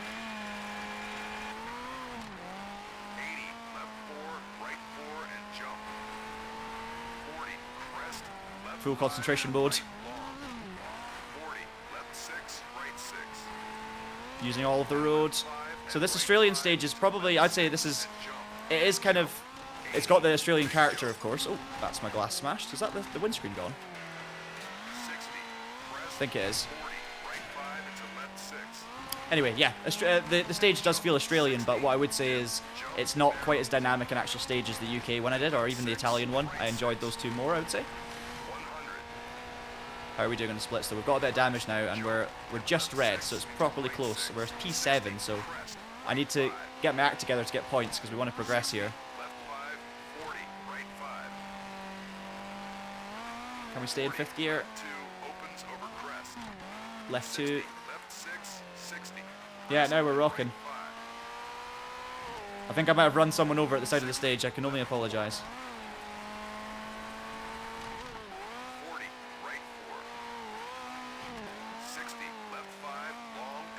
I don't know if this Super 2000 is as quick as the Evo or the Subaru, because I don't know what spec of Evo and Subaru that it actually is. I know it's an Evo 9 and an Impreza, but I don't know if it was like a kind of more of a Group N spec car. I think it might have been. Hopefully we get more like WRC level cars later on. I can't remember well enough, unfortunately. Oh, 0.04 of a second. Look, Colin McRae 3rd, Travis Pastrana 4th, so all the big names are competing in this rally as well. 80, crest, 40, left 5, tightens 4. 40, right 4. 40, Come on. I'm actually trying so hard now. left 5, It's so close. and jump, 40, left 4. 40, Sorry. 40, left I forget about the trees being actual trees. 80, right 4, left 3. Lost probably a couple of tenths there, I think. 5, left 3, right 3. 40, left 6, 40. No, don't right spin. 6, We're good. 40, Oh, it's gonna be very, very close between like 1st and 7th here. 4 into right 2. And I don't know which position I'm gonna be in. Right 2 to end things. 100, finish. Go, go, go, go, go. Yeah, we're gonna do it. Thank goodness. Last sector was great. Ooh. Woohoo! We did it! We won the event! Great stuff! Christian's feeling it. Yeah, exactly. We've still got the supercars to come. I think there's a lot more faster machinery to come. 12 seconds off the world record there. Let's see what's next.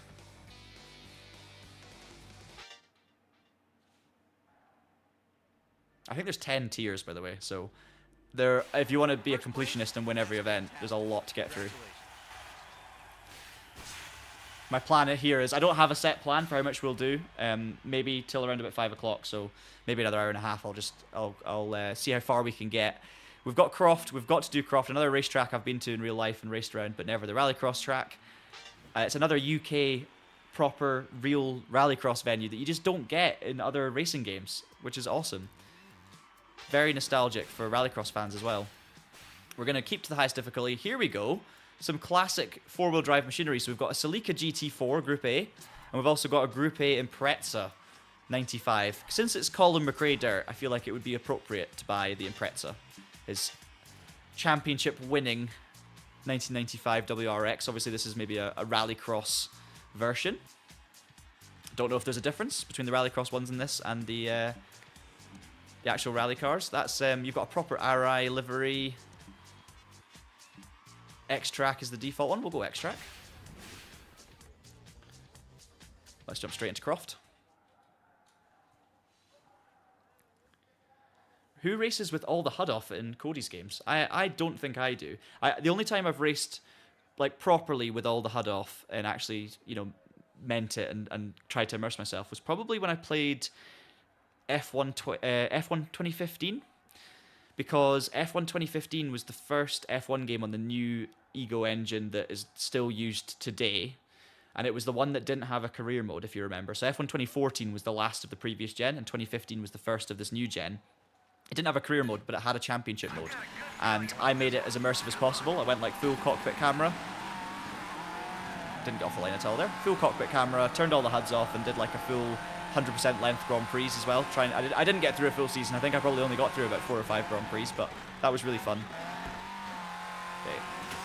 Weird AI behavior through there. First sector at Croft is exactly the same as the main circuit, and then I think here we're going to go off a bit further off than usual. Yep, so it's a different chicane, and we're off onto the dirt. Car sounds are actually pretty good in this game.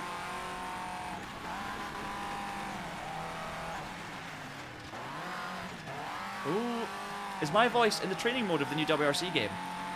I'm afraid not. It must be someone that sounds similar. But no, it's not me. Oh my god. Undercutting the Celica. That was a great move from the Celica. And he's made it stick. You can see the tyres going everywhere. Again, a feature that was amazing for its time and made a big difference to the immersion, especially as a kid who just wanted to destroy things. But nowadays it's very normalised, so it maybe doesn't look as big a deal. Oh, that's Colin McRae that was in the Celica, I think, behind me. Yeah, no, he's in a Subaru. Yeah, maybe it doesn't seem as big a deal now, but that was huge back in the day. I can feel this Subaru's not set up quite right. I need more rear brake bias, maybe. I need a bit more rotation on it. One more lap to get from 5th to 1st. A ridiculous line from the Celica. I'll try and do another switch down the inside. Come on. Oh, I just don't have the power, but the Celica's had to back out, and we're going to take 2 more positions here. Yes. Right. Race for the win against Bob. It's going to have to be like a absolute heroics in the last sector here. Oh no. Turn. No, it's going to be P2. Almost lost P2, in fact. Very much UK weather. Have you noticed all of the rallycross races in the UK have been soaking wet? Thanks, Travis. Travis the hype man, as usual. Let's just have a look again at the replay. Various camera angles to work with too. We've got obviously the driving cameras.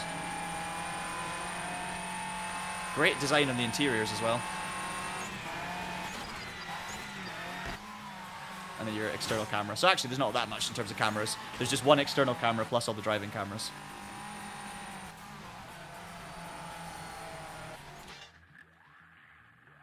Six seconds off the world record. I think Subarus can be understeery, but that's the thing with this game is you've got that setup menu to play around with it.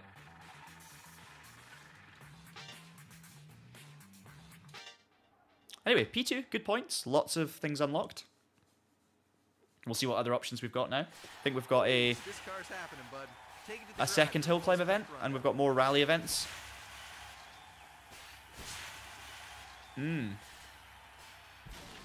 Yeah, I think there is a big difference between Dirt 1 and Dirt 2, but I also think it's a bigger difference between Colin McRae 2005 and Dirt 1. I thought that was a bigger difference in my opinion.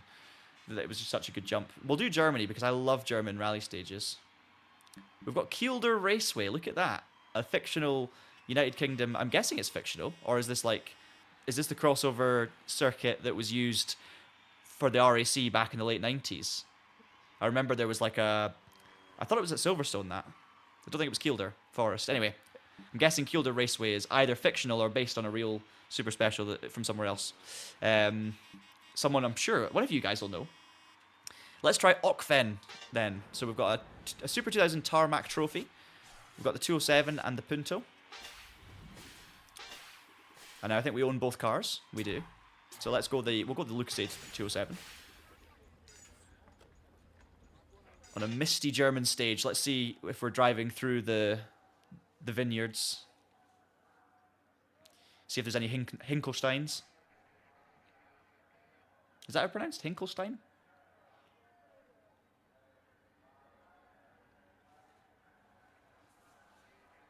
Yeah, that was...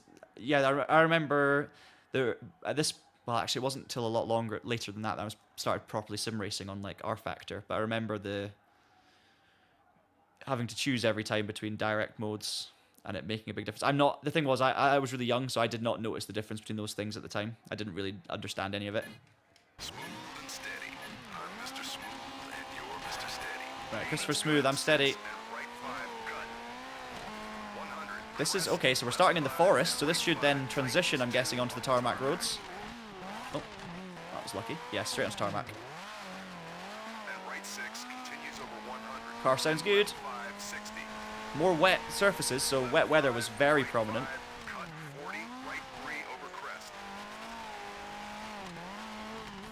Sketchy, sketchy, sketchy, sketchy. Nope. That was lucky.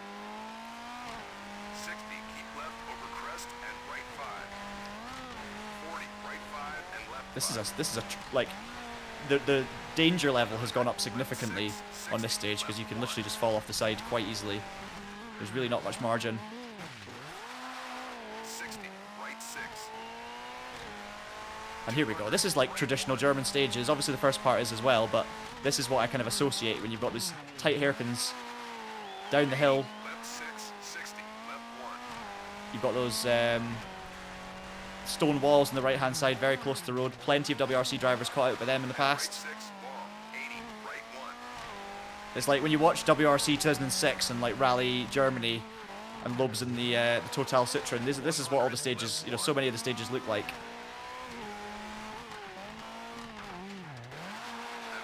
And then obviously you've also got the military base sections as well, which are separate from these kind of more vineyard sections, I guess.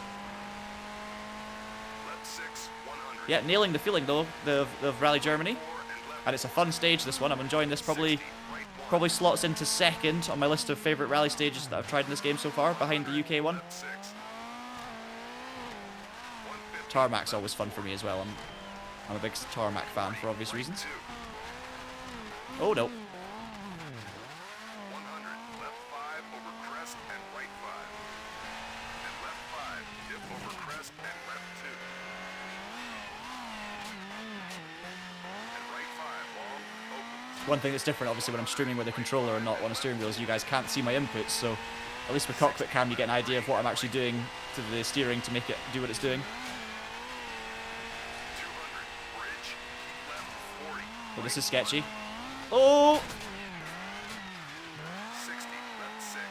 Actually got away with it. 150, Almost finished the stage already. It's quite a short one. tightens, keep in left 3. Got a left 3 coming up. Nope. 100, finish. He did say Titans, to be fair. Sorry, Christian. Easy win, though. Done. Excellent. I'm so stoked. We won. He's full of macho energy as Christian at the end of the stages. It's really funny. He's very chill, like the setup menus. He's very chill on stage, and then as soon as you cross the line, he's like...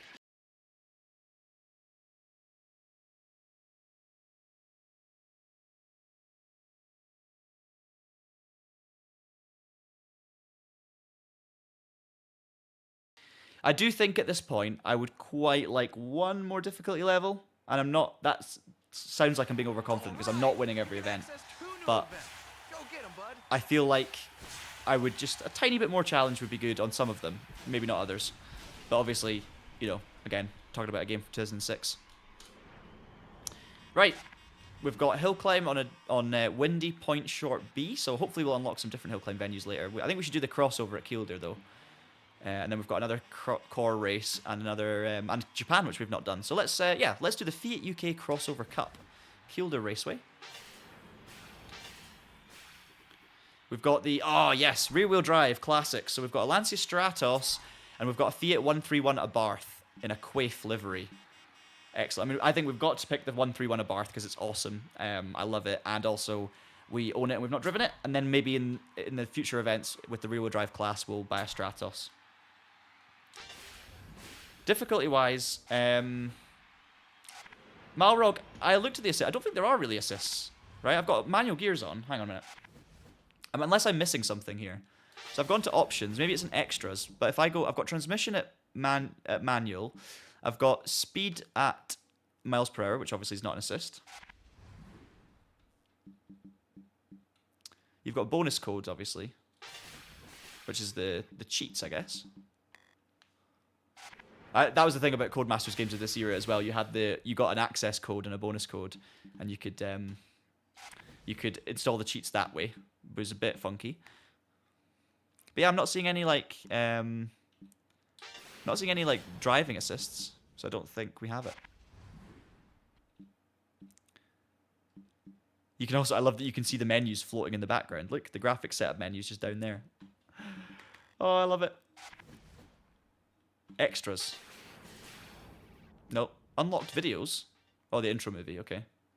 Yeah, I don't think this game needs assists. You're right. It does feel like, I mean, games of this era, it's different, right? But it does feel pretty intuitive to drive. Let's see what the rear-wheel drive feels like. I wonder if it's gonna, you know, spit me out at the rear, if I'm gonna spin, or if it's gonna feel like I've got a little bit of traction going on. It's damp, funnily enough. I don't think we've done a single dry event in the UK yet. And this is the difficulty levels. Yeah, I don't think there was assists, Smalrog, back then. So these are the difficulty levels. We're just doing it on Pro. Someone asked earlier. Cheetah asked. We're doing Pro difficulty, which is the highest one. So we've got terminal damage and mechanical damage at very high. Opposition skill very hard. And we're going to go with the 131. We haven't needed to touch the setup. I'm not bothered about that.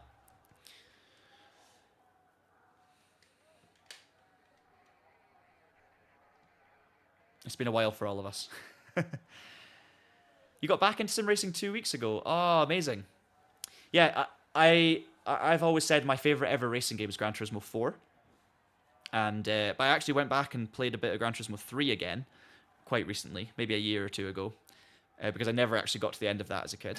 In fact, I've never got to the end of any Gran Turismo game. I've got 90-something% through, and then Oh, it's happened. Oh no. It's happened again. So that cannot be an issue with two different cables and different controllers. There must be some sort of input issue or something, because we're for anyone who wasn't here when this happened earlier, basically I'm gonna have to reboot the game and reassign the controller because it's just stopped working. So I have no idea why that's happening. I can't even quit to the menu because obviously I've reassigned those buttons. Oh, it's the Abarth. Yeah, should have thought of that. It's actually the Fiat that's broken down. No, we'll not blame anyone else or anything else. Good point. Yeah, you're so right. GT3's feels a lot more grindy than GT2 because, and I think part of it is that GT2 you unlock cars literally for like doing one race, and I think unlocking cars is such a big part of Gran Turismo, of what makes those early Gran Turismo games special, is that kind of that feeling of winning a race and just not being quite sure what you're about to unlock. If that makes sense. Hopefully it lets me reboot DiRT here.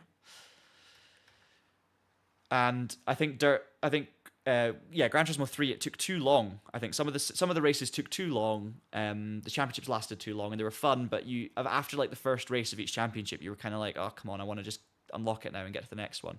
And it just felt a little bit too linear. GT4 is the game, and GT4 does have a similar grindy feel to GT3 at times, but there are a lot more different events you can do. You can jump in and out of. It's a lot less linear feeling than GT3. I think the game's going to crash in a second, and then we'll be able to reboot. Sorry about this. And then the unlocking is similar to GT3, not to GT2, but it just feels like there's more going on in GT4. There's so many more cars to pick from. The game plays a bit better, and it's just, if you've never played GT4, I thoroughly recommend it. But I, of course, am biased because it's my favorite game of all time. I just think it's definitely not perfect. It's so far from perfect, but it's like the game I enjoyed the most growing up, and it's the game that brought out the biggest sort of feelings when I was, the most fun I've ever had with offline gaming, at least. So if you've skipped it and you're going back and playing old Gran Turismo games, honestly try GT4, because what I would give to be able to experience that game for the first time now. GT2 is a blast, because GT2 you just you fire it up, you do loads of races, you just win loads of cars, but it's still challenging, and there's still that whole tuning thing you need to do in the progression and everything. Hey Tobias, how are you getting on?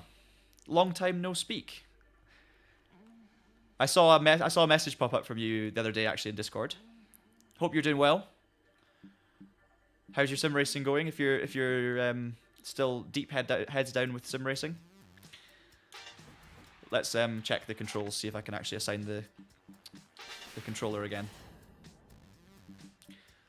I was enjoying it on the controller, unfortunately, which means that I do want to keep doing it on the controller. Oh no, it's still there. Right, we'll just jump in and see. We'll see what happens. It hasn't unassigned all my buttons, so that's a good start. In fact, I can see if it's working by going in here and clicking steer left, and yeah, we're working. All right. Nice. Oh, yeah, nice. Well, LMU, everything's happening right now with LMU. We've got the latest update coming next week. I think it's next week anyway, which is very exciting. Obviously, Le Mans next week, so I'm sure there'll be some Le Mans Ultimate news and announcements coming out around Le Mans. It would make sense for them to do that. So, fingers crossed. And obviously, custom or private lobbies are already there on LMU, so hopefully you're enjoying the game, Tobias. Anyway, I'm certainly enjoying LMU.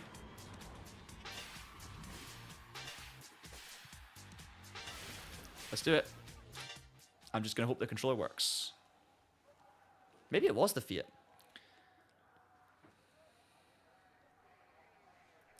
Yeah, I'm going to be at Le Mans, so I will definitely go and speak to... I'll definitely be over at the Le Mans Ultimate tent at points and speaking to the guys over there. And we'll find out what we can. Excited, though, to see what's there at the show. Right, we're good. I did just call Le Mans the show. Okay, so it's a crossover race, so it's 1v1 Kielder Raceway. And I can already feel the rear swinging out on me rear-wheel drive. Excellent stuff. I do think this is fictional, but it does look a lot like the super special from the late 90s that I think was at Silverstone, if I'm not mistaken.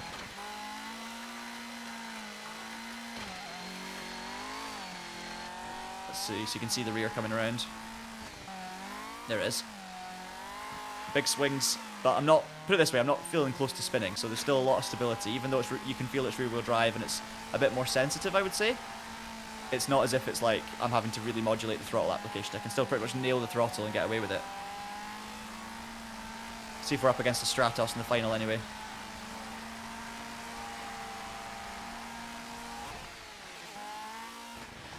A little bit early on the brakes. Now, if I'm not mistaken, another physics characteristic of at least the first Race Driver Grid game, and possibly this game too, but I'm not sure.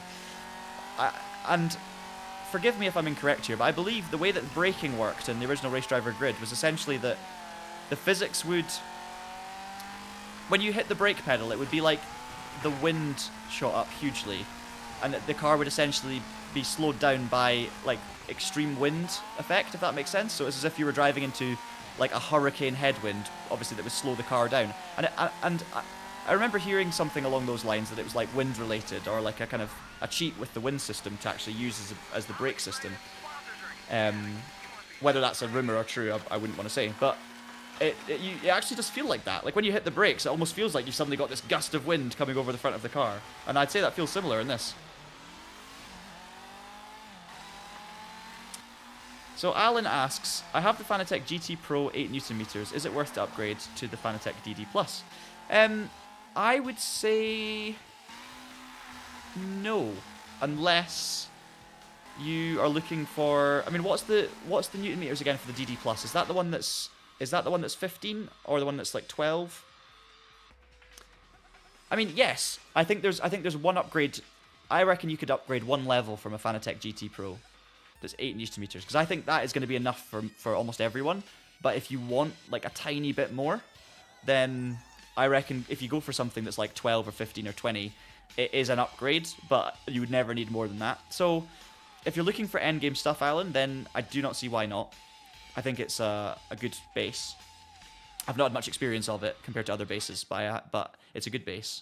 I just can't tell you all the details of it relative to everything else, but yes, I would say there's definitely a level you can go up from an 8Nm GT Pro, but the 8Nm GT Pro is very good, so you won't notice, like, there's a bigger difference going from non-direct drive or like 3 or 4 or 5 Nm to 8 than there is going from 8 to 15, I think. But that might be wrong. I mean, I've got the Simucube base on at the moment, which is up to 20. It's the Simucube 2 Pro, and it's brilliant, and now I really notice the difference. Like when I use this and then I go to the 8Nm Fanatec DD Pro, which is the same as you've got, when I go to those, I really notice the difference. I still think the Fanatec's great, but like, wow, when I jump back on the Simucube, it's immense. But I think if I'd never experienced the Simucube, I wouldn't think that. And I remember when I first tried direct drive, even if it's like 5 Nm or 8, it's, yeah. Hey, Diego. How are you getting on? Welcome to the stream.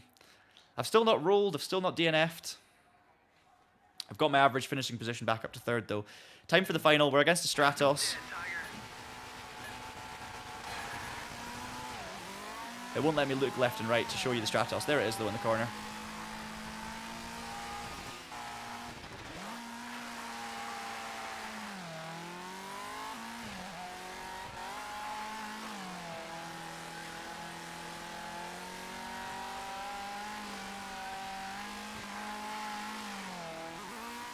Close to the Armco. Got the Quaife sponsored car underneath the Quaife bridge, which is fitting. Quaife actually also, so Quaife obviously build gearboxes for like race cars, and they're known for their gearbox technology transmission. But Quaife also, for those who don't know, built a race car to go racing in British GT back in the day. They were in the GT1 class of British GT in the late 90s. With the Quaife, and it's an awesome car. Looks amazing, 4-wheel drive, and it was basically built as a tech demo for their transmission, ironically, which the car was very unreliable, so it probably didn't help on that front. But wow, it's a cool car. And I actually got to know that car not by watching British GT in the late 90s, because I was born in the late 90s. It was actually by playing Total Immersion Racing. Because the Quaife was in Total Immersion Racing along with the Noble M12, the BMW M3 GTR, and the Audi TT DTM as the lowest class cars. So I always, when I think of Quaife, I always think of them as a car manufacturer, not just the gearboxes. But yeah, that's the story of the brand. I'm going to lose to the Stratos here. I did a 137 in the semi-final, the Stratos did a 140, and he's just done a 136.1. So I take back what I said about difficulty levels. I would have had to have nailed that run to win. I didn't think it was that bad. But we get P2, so fair play. That world record is definitely not a rear-wheel drive classic. That's got to be a four-wheel drive. They certainly did love the filter.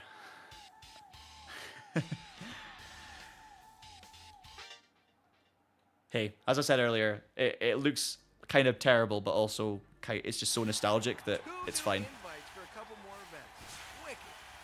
Right, two new events unlocked. It was hit back in the day. So we've got another core race. We should probably do another one of them because we've not done one since this very first event. I do want to do a Japanese rally stage. We've got another rally raid. That looks like a British rally stage, but I think we're almost in Tier 3. Tier 3 comes along. We only need 9 more points, so one more win and we'll get something else. So let's see what we've got. Hill Climb, Rally Japan. We've got Core around Crandon, which is obviously a venue in iRacing. We've got another French Rallycross one, but we've already done that track, and we've got a rally raid, Lower Otte Lake. So let's do a core race around Crandon. I actually used to watch the core series, and you'll remember this if you grew up in the UK and you're a similar age to me or even slightly older. I used to watch this series on Motors TV. The highlights were always on. The shows were always on repeats on Motors TV. And that was the show when I didn't have anything to do, and I was young, and I didn't have a job, and I didn't have sim racing to amuse me as much. I used to sit and watch Motors TV whenever I could, and I got right into the core series. But I've not really looked into it since. I'm not going to spend 300,000 on a Tundra, and we're going to stick to the Chevy Silverado because the cars don't interest me enough. I will buy another livery for it though. We'll spend 12,000 on the Lucas Oil livery. Dirt 2 is the best yellow filter, yeah. It's not as strong, is it? It's not quite as intense. Dirt 2's drunk a little bit more water than the original Dirt. The original Dirt's very dehydrated. Here we go, Crandon. This is a really cool circuit, so I'm excited to see how this track lays up. Rally raid events, we'll definitely do another one of those. Yeah. Toka Race Driver 1, yeah. And Toka Race Driver 1 had a bit more... I think the thing that I liked about that was... like, obviously, it was like... Was it not keys or things on a shelf? But also it had like that world map where you could... There were certain like events that were dotted around a map, weren't there? It just made it slightly more kind of immersive. But a similar sort of system. Skids is playing Pokemon in the background. Love it. Drive like the wind, my friend. Excellent. Enjoy it. I'm glad you're joining me for this, though. Hopefully you're having a nice time. Nice day playing Pokemon and watching some classic Codemasters rally games. Good. This is... Oh, dear. Well, that's bad. Oh, it got reset and everything. Right, we're on catch-up duties already. But look at it. This is a much more interesting venue than the last one. It's got a bit more character to it as Crandon, but I am all over the joint. We've only got 3 laps to make up some positions here.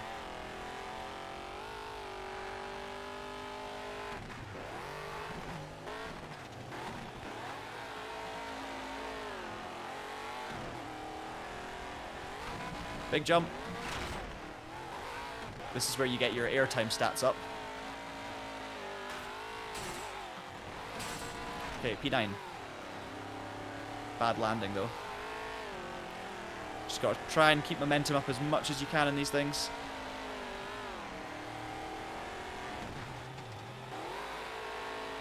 I don't think there's really any rubber banding in this game though.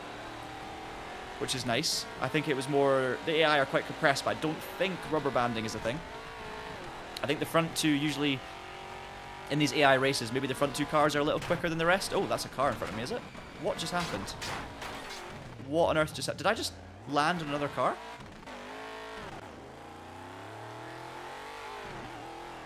I genuinely don't know. Oh, someone's missing their wheels. Okay, there's terminal damage for you. If you saw that. It's all kicking off. Oh, it was debris. That makes sense. I swear, like I was like, there's no car right in front of me yet. It felt like I landed on something. It was debris. That makes sense. And it's totally thrown me off. And there was a car with missing wheels in P9, so we're literally... In P10, sorry, so... We're pretty much last right now, but we're only 7 seconds off the lead. So let's see if I can... if I can grab a few points, there's another AI crash. No, don't block me! That's a pole. Oh, movable objects, P7. If we can just get a few points from this, I then should be able to just do one more event in this tier, and we should get into tier 3. So we'll do the rally raid. Good to hear you're good though. Excited for the iRacing Nürburgring 24 hour. Awesome. Yeah, for some reason I've still not done that event. I would love to do it. My teammates have done it before, but I've never actually done the 24 hour. And the LMU update, yeah, very excited about that as well. Hopefully we will have some Le Mans Ultimate coverage for you next week. I don't want to guarantee anything yet, but I'm fairly confident that we'll have some Le Mans Ultimate content coming up for you next week on the Traction channel. So make sure you keep an eye out for that. Turn on your notification bell so that you don't miss it.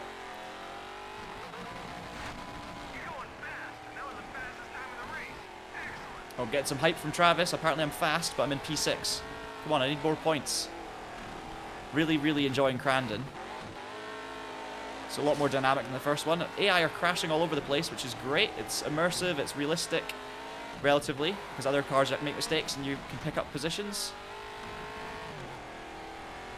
I think the AI speed is really good on this event too. If I hadn't made mistakes, I think it would be a really good race for the win. Because oh no. No. What are you doing? I closed that gap down from 7 seconds to 4 seconds, so I gained 3 seconds on them and then made that mistake. I've also got damage as well.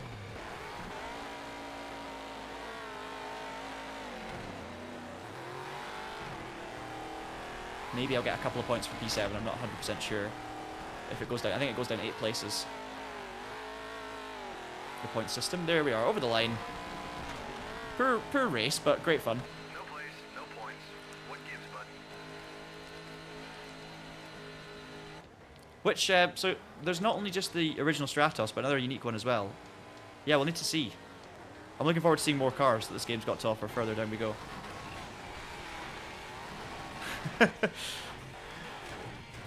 I wonder how many completionists get triggered by not instantly restarting. Yeah, well, I am.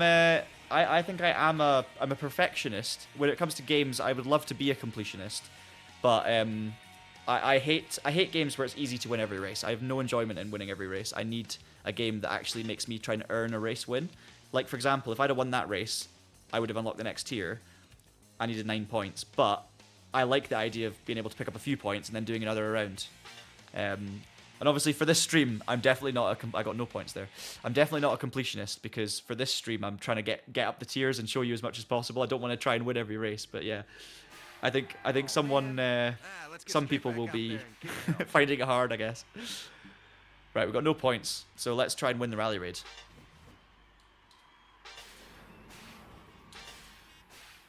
Are we going to buy the Warrior? We've already raced the L200. Yeah, let's buy the Warrior. It looks like a boulder.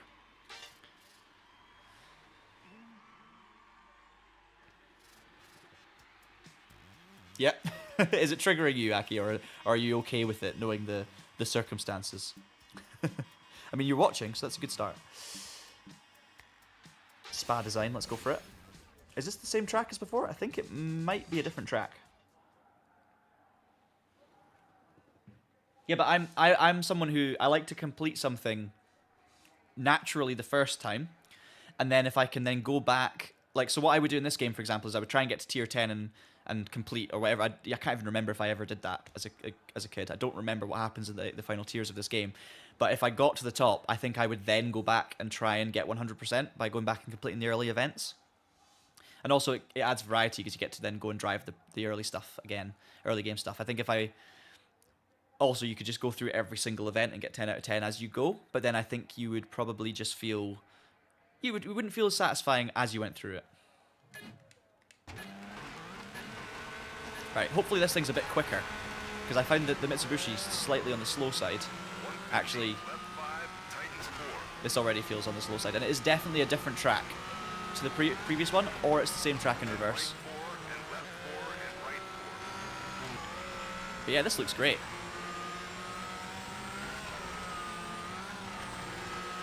Around the outside, here we go. Also, let me know in the comments what you want to see from future streams. Like, obviously, I'm only going to get to, like, I reckon, I don't know what tier I'll get to today in this stream, but do you want to see more things like this? Do you want to see us try and get to tier 10 in this, or are there other old games that you'd like to see us revisit on the channel? There are so many great racing games from back in the day that we can play. Obviously, we'll also play modern sims and indie games and all sorts of stuff. We did Roadcraft recently, which was huge fun as well, in video form, but that's the sort of thing we can stream too. So yeah, if you have any thoughts about what you'd like to see from streams, obviously no guarantees we'll get to them, but let us know in the comments. Send us a message on whatever social media you use, and we'll yeah, we'll consider everything basically. We also have a Discord channel, guys, so you can join our Discord. There'll be information in the description below, and then you can join the conversation on a daily basis. We've got lots of different threads for different types of games in there, general chats, you can share videos, photos, and obviously if we have podcasts or community questions, we'll pop them on Discord as well, and you guys can have your input, and then that'll affect what we want to do in the future as well, so. All good stuff. Need for Speed 3 Hot Pursuit, Toka Touring Cars, yes. Great suggestions already. Some games I've played more than others. I'm really needing to get the head down to catch the leader here, because we need 10 points, and if we don't get it, it's fine, we'll just have to do another event. But I've just not got the pace. I saw someone say V-Rally 3, yeah. Why not? Also, the reason, again, I've said this already, but the reason I was playing this in the first place was because we did a video on Codemasters based on the current situation revolving around the WRC game, and that's what made me play the original DiRT, to go and capture footage so that we can show some in our video. And then that just got me inspired to do a stream, so these situations kind of, it's nice to tie them in with something that's happening, but obviously that doesn't always have to be the case.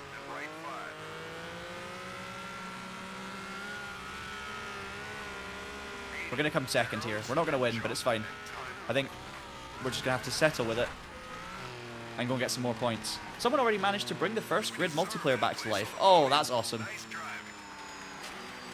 Sorry, Malrog. I don't think there was a final hairpin. Or maybe there was now. Yeah, I just wasn't close enough. Yeah, multiplayer grid would be cool. Although, I have to say, there's so many old games to get through that we'll never get through them all. So I think I've done so much on grid by doing a full playthrough series of 30 episodes. I think maybe going back to grid would be would maybe be a bit unfair on other games, but it does sound really cool. Yeah, the first Rally Raid track, Malrog had a big hairpin at the end, so it might have been that one. That's what I'm talking about. I think we're 1 point shy of tier 3 here, guys, so I'm gonna have to do one more.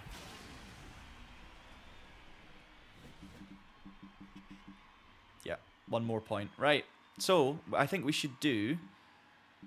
We've got another hill climb. We've already done that rallycross track. We've already done UK rallies, so we could do the Japanese rally stage, or we can do Windy Point Short B. Let's go rally. Let's do another rally. Try out Japan, and then we'll definitely do more hill climb in the next tier. 3.86 miles long. I was about to say meters. 150,000 prize money, and we've got our Evo and our Subaru. Let's now buy the Subaru then. First go in the 06 Impreza. Hopefully a little bit less understeery than the 95 Group A rallycross car on the wet surface of Croft. Oh, it's got to be. the McRae X Games No Fear livery as well, where he famously rolled on the final corner during the X Games rally event and still, or was it final corner or second last corner, and still got a silver, I think. It was absolutely mental.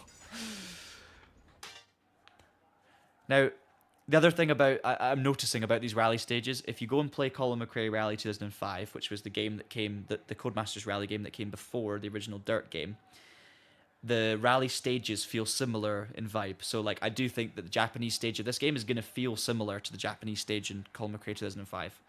They all have a distinct character and personality that has carried across the different Colin McRae games, even up until this point. Yeah. Tell you what, though, JVD, I know that I also miss Global Rallycross, but did you know that World RX is back? Andrew Coley, who's appeared on our channel a couple of times, he's commentating, and World Rallycross is back, which is amazing. And there's actually a really good driver lineup as well. All the big names. I think, if I'm not mistaken, there are some electric cars and some, normal combustion engines, or maybe some sort of. I'm not sure, but I think there's a mixture. These narrow Japanese tarmac roads.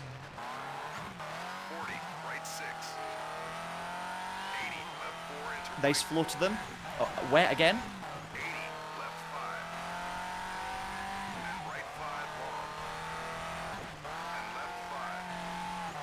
Just gotta watch out when there's barriers and when there's not, so you can choose how much to cut. Oh, it's pretty close. I had a pretty good first sector, but only 1.1 clear, so it's competitive. Travis is in P3.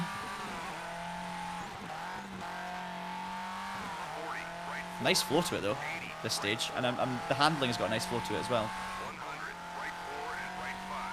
I think it's aged well as a game. Handling models never well. You can't judge them relative to modern handling models. And games were just built differently back then. There was more of a focus on fun and less of a focus on realism in general. Obviously, that's not always the case. But I think this handling model has aged well in terms of how natural it feels to like throw the car down the stage. There are definitely flaws with it and things that are not so nice about it. But I think overall I'm happy. Like, I'm having a nice time driving the car down the stages around the tracks. It's challenging but rewarding.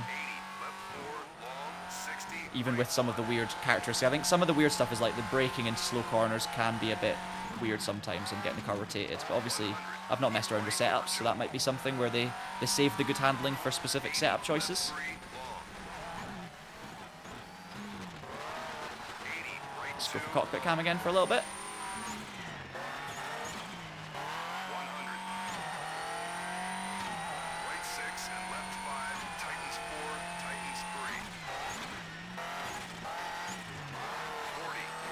That was close.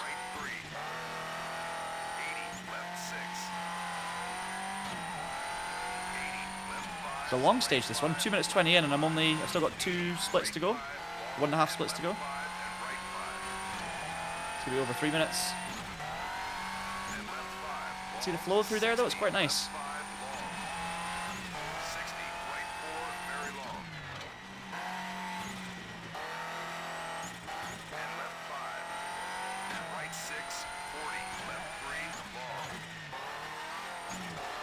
Bit of handbrake. Yeah, bit of handbrake here and there is pretty good because the car does feel quite.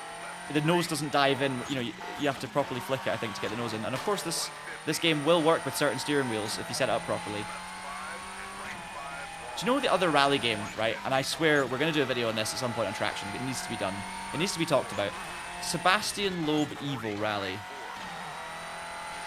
that what it's called? Or Sebastian Loeb Evo? Sebastian Loeb Evolution. What a great game that is. And when it came out, it wasn't even that great. I remember I got it and it wouldn't run on my laptop or PC. It wasn't strong enough. So I never got to actually play it and enjoy it. But I remember seeing things about it. People like Jimmy Broadbent used to play it. Oh! Well, that was weird. Literally, Jimmy, as I say, I remember seeing you playing Sebastian Loeb Evo Rally or Evolution back in the day when it came out, and I couldn't play it because my PC wasn't good enough. There you are in the comments. How are you getting on? Yeah, and the reason I'm talking about that game, guys, is because I only had bad memories of it because it didn't work for me. And when I watched it, I always thought, oh, it looks okay. It doesn't quite handle like you know, Dirt Rally wasn't that long after it and stuff like that, and it kind of got lost. But wow, when you play that game again now, it looks amazing. It runs so smooth. The graphics are fantastic, and I was playing on a controller, and it is very twitchy on a controller, but you can really like throw the car around. You can get some really natural movements going on gravel. And I remember, oh yeah, they've got like Group S cars and stuff. You can get DLC. You can drive the Peugeot Quasar and the Toyota MR2 that wasn't ever built, or wasn't ever properly competed in. Sorry, it was built. What's it called? The 222B or something. There were so many epic machines in that game. What a brilliant game it was. Big fan of Japanese stages, by the way. Way to go, amigo. P1. You're through the next level. We're through to Tier 3. I'll tell you what, we're fairly getting through this, actually. So the reason that I started talking about Sebastian Loeb Evolution there was because I couldn't get it working with my steering wheel that was on the rig at the time, and I was really gutted because I wanted to try it with a steering wheel, and I've still not done it. But even without that, I could tell it's like, it runs smoothly and it looks great. It's the reasons I want to talk about that game. And also the stage design was really good. But I really want to get it working with a steering wheel and pedals and stuff. I think it would just be very cool. So maybe one day we'll get that working and we'll do a video on traction. That'd be cool. We've got Tier 3, so we've got big rig hill climb in the snow at Pikes Peak. That's definitely getting done straight away. We've got more rally raids. We've got another crossover in Germany this time. Another Australian rally track. Then we've got Lucas Oil, so we've got Class 1 of Core, Japanese crossover, an Italian rally stage, more Core racing, and another rally. So plenty of cool stuff here. Plenty of cool stuff here. We're going to start with the big rig at Pikes Peak. And also, one thing I've also noticed here just now is if I go down to the events I've already completed, the prize money is significantly reduced. So that's quite cool. Once you've completed an event once, but only once you've completed the... I think it's a certain... I mean, that one, for instance, I can still get full prize money for winning. So I think you need to win at a certain difficulty level. But once you've actually won the race and got 10 points, the prize money drops significantly. So I guess that encourages you to do different events rather than just repeating the same events for money. Just to try and, you know, get the money. But with a game like this, the money's not that relevant. You just keep playing the game and you'll make money naturally, you know? Especially when you're playing at a harder difficulty level. Money builds up nice and quickly. Right, Pikes Peak. We'll go pro. We've got to buy the Kenworth T2000 with no wing on it, or the Freightliner Century Class ST. I mean, ooh. The more expensive one, or do we go the slightly slower, cheaper one? Let's punish ourselves. We'll go for the cheaper Kenworth. Don't mind a bit of punishment. Yeah, force feedback wheel core trucks would have been a bit wild, yeah. Especially the jumps and the landing. Let's storm this Kenworth up Pikes Peak then. And it's short stage A. I don't know from memory whether it's the actual Pikes Peak hill climb, or whether it's like a fake kind of inspired by Pikes Peak version. Yeah, Skids, you're absolutely spot on. I'm aware it's a bad idea, but I'm still going to do it, and I'm still going to punish myself. It is actually Pikes Peak. Yeah, I'd forgotten, because I didn't actually know real Pikes Peak at the time when I played this, so I couldn't tell you if it was inspired by or actually real Pikes Peak, because I'd not played Dirt Rally, obviously. That's awesome. So this is actually the first part of Pikes Peak. So we're into in a big rig. Okay, left-hander, then we've got a kind of fast right, and then another right after it, and then it's the start of Pikes Peak. Let's see. Yep, there it is.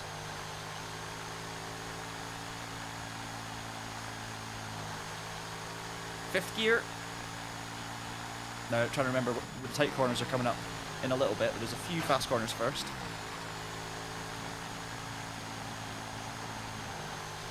This one's kind of long and medium speed. Let's see what the rig looks like from the outside. There it is, and then we've got a quick left-right, and then into a sharper left in a minute as well.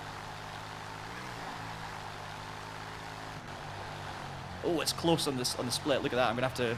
There's the tight left. I'm gonna have to go some, I think, to win this one.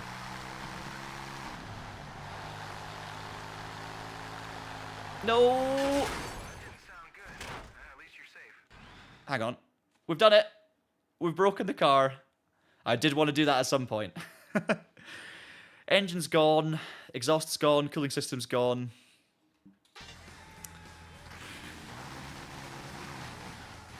Brilliant. Let's just give you the gameplay here. You could tell from my split times. Oh, I knocked over a sign. I didn't even realize. I had to go for it because I was not winning after that first split. So I was properly going for it there. And I sent it through the left-hander and it didn't quite hang on. If I had the... Oh, I dropped my controller. If I had the rear wing, I reckon we might have been alright. 25 speed limit, I'm guessing. Is that miles an hour, kilometers? What do they use in America?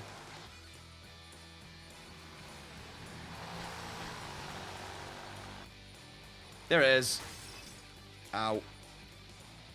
Terminal damage. Yeah, it's miles. I thought that seems very, very slow for kilometers. Thank you. I'm glad someone else uses miles per hour. It's a bit easier. I mean, it makes no sense that we use miles per hour and not meters and all that, but that's definitely a discussion for another day. It makes no sense, but I'm used to miles an hour, so that's what I know. Right, we've got to dig deep here. Need to win this event. Oh, I don't need to win this event. The engine's shaking as well at the back. Look at the detail there.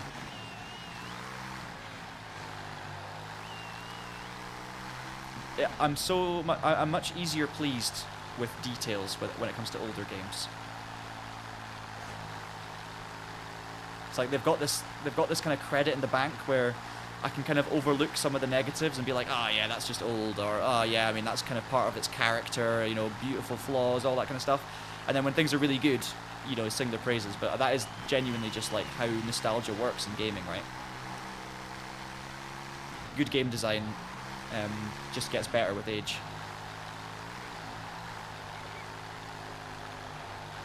Alright, I'm absolutely flat out through the first sector and I've got 1/10 on the pack. So I'm really going to have to keep it pinned here.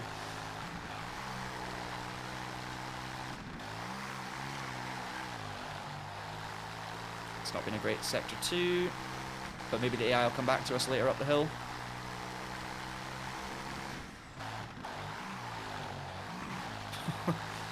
Truck not liking the big bumps. Come on.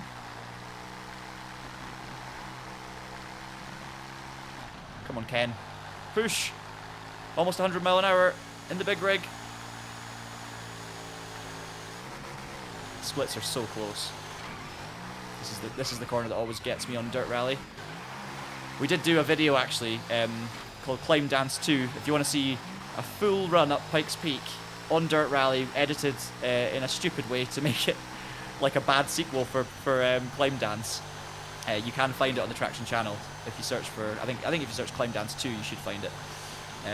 Dave Cam set a Pikes Peak challenge, and I had to go and take it on. But it's the whole run. It's edited with all the different camera angles, but it is like uninterrupted full run up the hill, so you can see exactly what it looks like. But that was a really fun video to make. And this is actually... Oh, you watched it? Oh, nice. Glad you enjoyed it, Malrog. that was a few years ago now, but I really enjoyed making that one. That was great fun day. Fun edit as well. Oh no. Come on, go! It's the mixed surface version of Pikes Peak, this. I'm now in second. Where it transitions from tarmac to gravel. So now we're back into old school Pikes Peak. This is now obviously all tarmac all the way.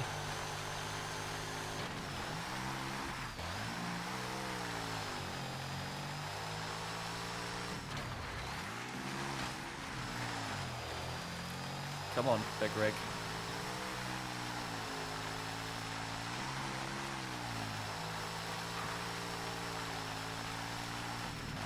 Final hairpin.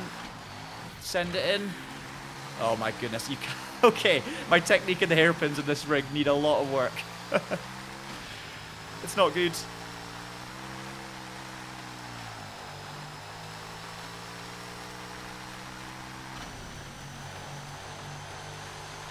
No! It's gonna be like fourth, third. Ah!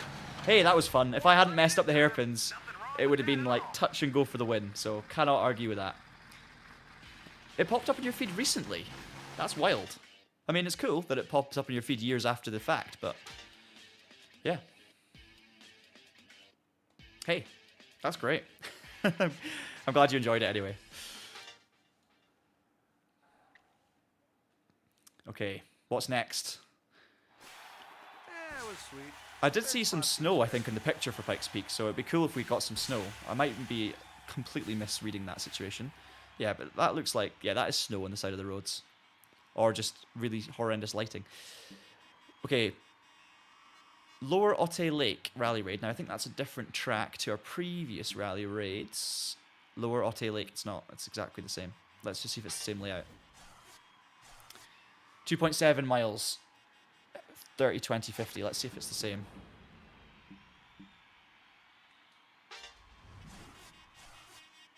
30, 20. Yeah, it's the same track. So let's do something else instead. I mean, actually, are these are different vehicles though? This is a different class. So we've not driven these. Oh, it's the. Oh no. This is the diesel truck someone was talking about earlier. Yeah. We're gonna stick to Team Quaif. 70 brake horsepower per ton. This is going to be absolutely painful, but I am a sucker for punishment, as we all know. So let's do it. You're right. Higher up for the snow. Sorry, I've already clicked. You're right. I should have gone the man. 330,000. This is going to be the most painful race, but hey, if I get no points, it's fine. We'll survive. I think, as I say, I don't mind a challenge, so I'll take the slow vehicle and and get really angry at it for having no performance. Nice one, JVD. I hope you enjoy it. Have you ever seen? If you've never seen Climb Dance 1, you need to see Climb Dance 1 for it to make sense, and then it makes a lot more sense. But for anyone who has seen it, then hopefully it just makes sense straight out of the box. Well, this is really slow. And we're already in 6th gear. So off the line then, the AI are way faster. Acceleration off the line. I think that's just to make the race more interesting. They get like a bit of a speed boost by the looks of it. Oh, come on. The thing here is not losing momentum. I just need to not hit the back of anyone. And not tip over, because I've still not rolled it yet. And it looks like everyone else is in a man. I mean, I've got a, no, P2 is in this as well. What's this called? I've already forgotten.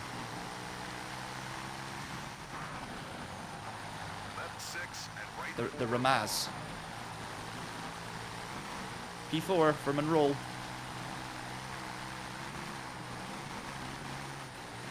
It's also about being in the right gear. That's the other key with this. 6th gear all the way at the moment until I lose momentum. Then I need to be in the right gear when I accelerate, or else I'll just lose out massively. Oh, he's been biffed off. He's almost rolled it. 2 wheels for Mr. DHL. Come on.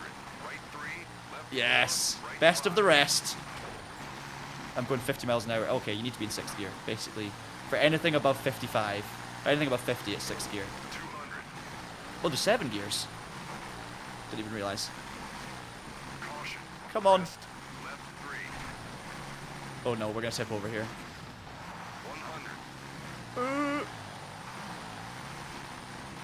We're alive. Oh. I feel so close to tipping this thing. Come on. Chasing down the pack. We're up in 7. Is there 8 gears? Yeah, there's 8 gears. Maybe I can go quicker in 8. But I just don't know. Can't get the speed up to find out. 60, left 5 and right 3. No, that should have been 5th, I think. You're right, I should have bought the man. And left 4 tightens. The Quaif livery was too much enticement.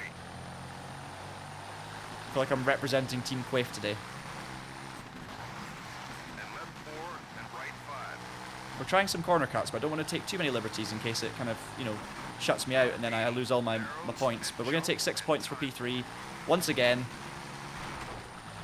Nice. Enjoying the challenge now. This is good. Never get tired of the podium. Bring it on. Yeah, I bet if you think it's difficult to flip these, I bet you I prove you wrong. I've not got to the Elise yet. It's a different class of car. I know that I can drive the Elise when I'm playing out of career mode, and I'm sure I'll be able to get to it in career mode, but I've not actually got to a race with the Elise in it yet. But I do remember that being a car in this game, and I think it had the Quaife livery as well as the first one. So we'll see. We'll see. It'll come up at some point. I said Ramaz, it's Kamaz. What am I talking about? That's where you're heading. I can see it. I'm pretty sure that's a popular brand, especially with like Dakar and things like that. German crossover event. We'll do that. We need to get some more points on the board. Let's see what this track's like. Ooh, that is a car that is not in enough video games, and I would love there to be a Peugeot 307 in WRC spec in like EA Sports WRC or Dirt Rally 2.0 or Richard Burns Rally or whatever the next WRC game is. That is a piece of WRC history because it was just not that good.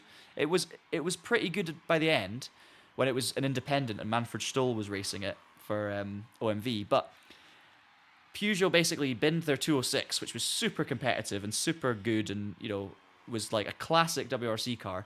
Brought in this with less gears. I think it was a 4-speed box and it was meant to like change rallying and it was all these things. And yeah. It was unreliable and a bit of a mare, so I have to buy it. Let's see if we've got one of the kind of WRC-ish liveries for it. Not really. That looks a little bit Henning Solbergy. We'll go light blue because it stands out. Yeah, I mean the 206. To be fair, at least the 206 is in like Dirt Rally and EA Sports WRC. The Cordoba, I agree, isn't represented enough, but at least, again, that was in WRC. So it's not represented enough, but it was represented recently. I would love a 307, though. Wonder what the German crossover track's going to be like. I don't remember it.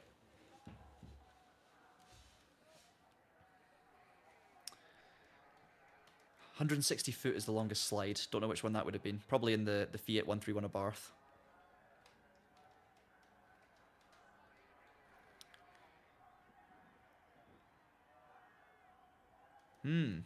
Mobile 1 RC. Mobile 1 Rallycross. That was, Mobile 1 Rallycross was made by...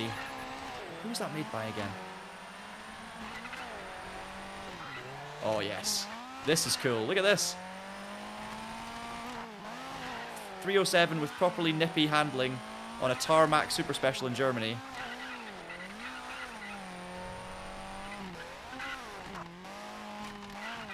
Very, very sensitive steering.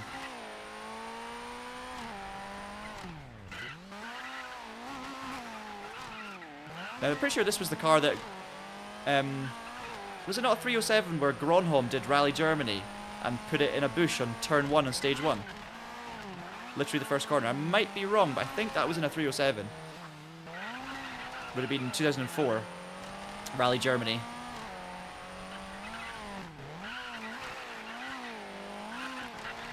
So unless I'm totally misremembering, this car has got a bit of like Rally Germany history to it as well. But not for the right reasons. Oh, it's going to be close. Come on. Oh, it's going to be side by side. I think it... Oh, 800ths of a second. Rally Championship, not Rallycross. Yeah, Mobile 1 Rally Championship. The people that made Mobile 1 Rally Championship also make... They made some other really cool games. I'm literally... There's too many rally game things going around in my head for me to remember at this very moment. We literally scraped through that first round by 800ths of a second, so let's see how we get on in the final. Yeah, this was in the demo. Wicked. It's a really cool stage. Although that one, I struggled to get the momentum. Yeah, the red one was the official WRC. Oh, sorry, okay. Ah, yes.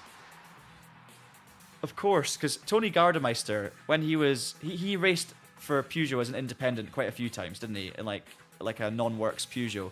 And he was amazing at Monte Carlo. There's a few where he led, I think, or he was like top 3. And yeah, it's a Gardemeister livery. That's a great shout. Okay, on to the final. Should we see what they have to say about setups? Should we maybe do... I mean, the cat is pretty extreme already. Let's go a bit more in on the toe. Let's just, I mean, I'm not even going to make sensible changes here. I'm just going to, like, change some things around and see if we can change the feel of it.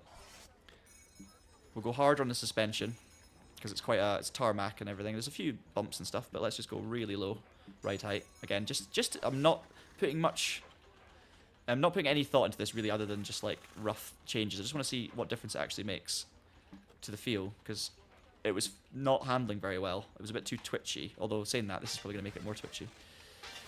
Press the wrong button again.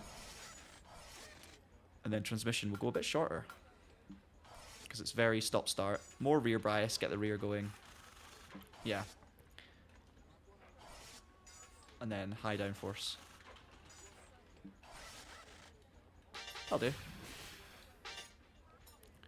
Some random setup changes. See how it feels. 7 clean stages so far. Oh, right. Dirt 2 or Dirt 3. Tobin, and I stand by this, I still think Dirt 3 is the one for me. I think Dirt 2 is the one for most people. I think if you did a poll, Dirt 2 would win. Dirt 3 is the best for me. Dirt is the second best. I actually think Dirt 2 is my least favourite of the 3, but don't get me wrong, it's a brilliant game. I just prefer the other 2. What about you, Tobin? Oh, this car feels way better. I'll maybe do a poll, in fact, after this race. Can anyone remember my lap time or my kind of event time for the semi-final? Because I think I've significantly improved this car.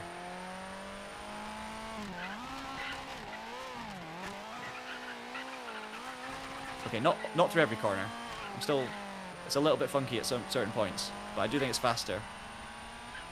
I can't remember. I only remembered the gap being 800s. I didn't actually notice the overall time.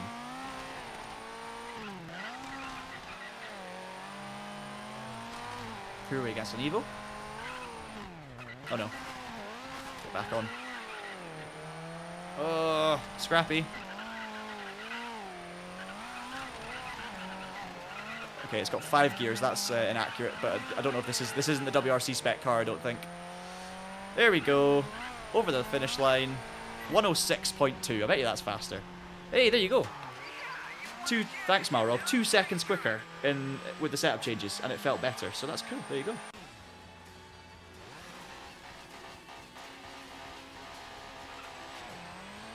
Yeah, I like that as well. I think I really enjoyed some of the funner aspects of Dirt 3, like the Gymkhana stuff and the Battersea compound. I think that added to it. And the races and stuff, the career was kind of similar to this.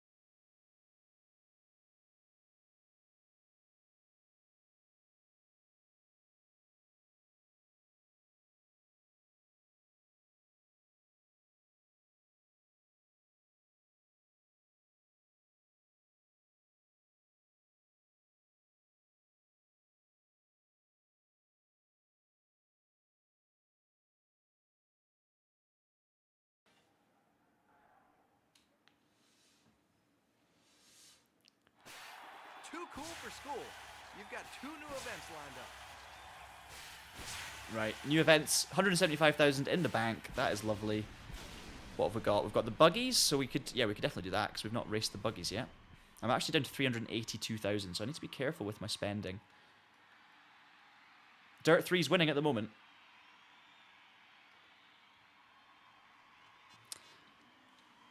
Okay, let's do... So we've got an Australian Rally we've already done. Japanese crossover we've not done, so we'll come back to that. Let's do the buggy race at Bark River. Another new venue, I think. Another new car and new venue. Not going to complain about that. Do we have to buy the buggy? Yes, we do. Oh, wow. Okay.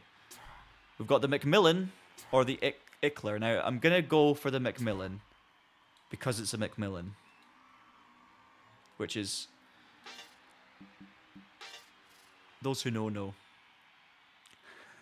So, no one's voted Dirt 4 or 5 yet. Maybe someone voted and retracted it. Stilo livery.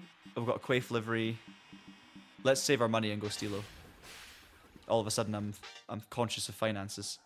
But that's the thing, like, if you get to an event here and you don't own the car, and you can't afford the car, fine. You've got a million other events that you can do where you will own a car, or you can go back and do the ones from the previous tiers that you chose not to complete. So then you get your money from there and build. So it's absolutely fine. Yeah, I think you're absolutely spot on, Pierrick. 4 is not an objectively bad game. I think it's bad relative to, it's not as fun and as like energetic as 2 and 3 and even the original, but it's not as serious as Dirt Rally. And Dirt Rally, I think you're right, it had an identity crisis and it fell somewhere in the middle where it tried to be like rally game serious, as in like more hardcore rally game serious. Sorry, Quaif car. But obviously not a hardcore simulation in terms of the driving physics, so it was easier to drive than Dirt Rally and less simulation focused. But I think if you're going to go for more of an enjoyable driving experience on a controller, you've also got to make the game fun in other ways, and Dirt 4 tried some cool features with the stage generator, and I think the compoundy stuff, or whatever it was called, like your training area, was actually really cool. You can obviously create your own team and stuff, but it just lost some of the fun and the energy. Ooh, you've got me there, Malrog. I want to... Can we organise a chat at some point? You can do it anonymously. I'll not tell anyone. You can have a chat with Traction, and we can find out some stuff about Dirt 4. That'd be great. I'd love to hear some stories. That's going to be the biggest jump we've done so far, and I was very lucky to get away with that. I think Dirt 4's problem was Dirt Rally, and I think the success of Dirt Rally that maybe saved Codemasters and surprised Codemasters, because I know it was like a bit of a side project at the time that wasn't really given the full, it was. I don't think it was set out to be the game that was going to save Codemasters, but I do think it sort of turned into one, if I'm not mistaken. But I think that was the problem with Dirt 4, really. It was getting compared to that, whilst not being as fun as the original Dirts.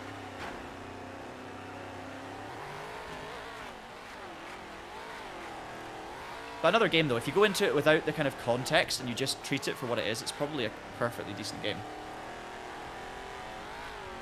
Oh, should have had Pikes Peak. Interesting. Yeah, because obviously Dirt Rally had Pikes Peak, and the previous Dirt games had a big focus on Pikes Peak. I remember playing Dirt 2 for the first time at the Autosport show. It must have been like one of the first ones I went to.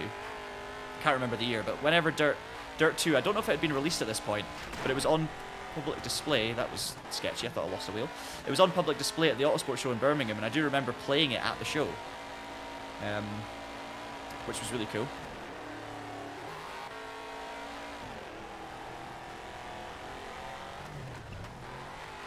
We're going to come third here, guys. I just do not have the pace of the buggies in front. Maybe more setup tweaking required.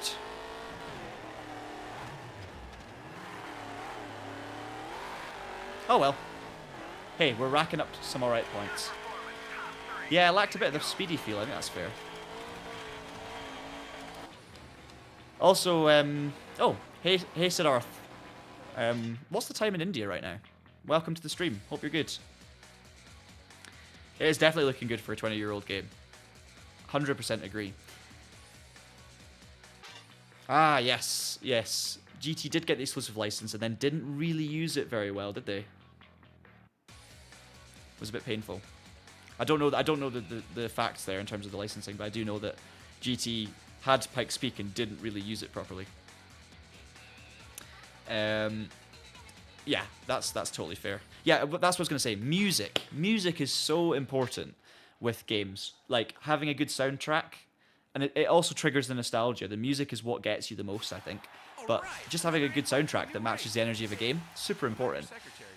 But as a person who makes videos, it's tough because I usually need to mute all the music to avoid copyright. I'm probably not gonna. This stream's probably gonna be demonetized because of the menu music, but it's obviously a big part of the nostalgia. Right, crossover 4-wheel drive. We've got a couple of events, and we've still got a few more.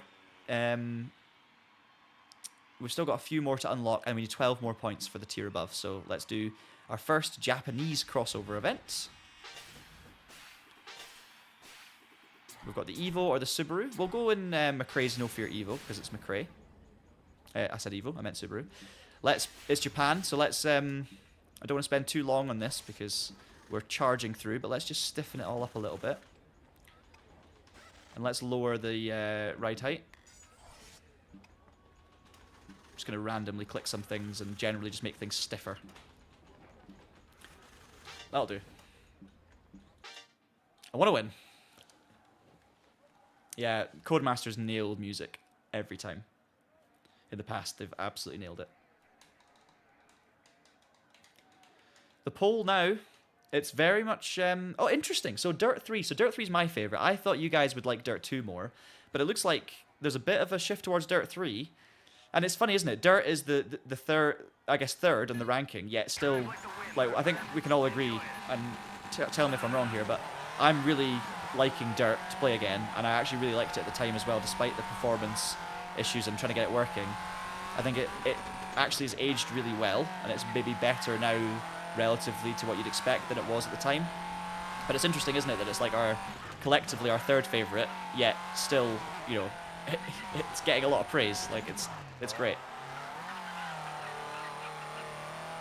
And obviously anything that starts a new franchise is going to have a big difference. I'd be interested to see, like, how you guys rated Colin McRae Rally 2005 compared to this, because as I say, at the time, I thought Colin McRae Rally 2005, or my memory serves me, Colin McRae Rally 2005 was probably the more polished, maybe not more polished, but the game that I revere higher, and then playing them back to back, I realised how much better, or how much more enjoyable Dirt is nowadays than Colin McRae Rally 2005. Still a great game. One of the first Codemasters rally games to have huge numbers of cars, like an incredible car roster with classics and all sorts. Got that win done. Man, you really blew him away. Excellent run. Yeah, Grid hasn't aged as well, especially in terms of the handling. Everything else about Grid's great, but the handling is funky. But I actually think the handling's similar to this, but it works better in a rally setting, if that makes sense. It gets away with it because of the loose surfaces, whereas Grid is, as a hardcore circuit racer with faster cars and prototypes, the handling model just doesn't quite do it. Right, come on. One more win and we get 10 points. We're getting close to tier whatever's next.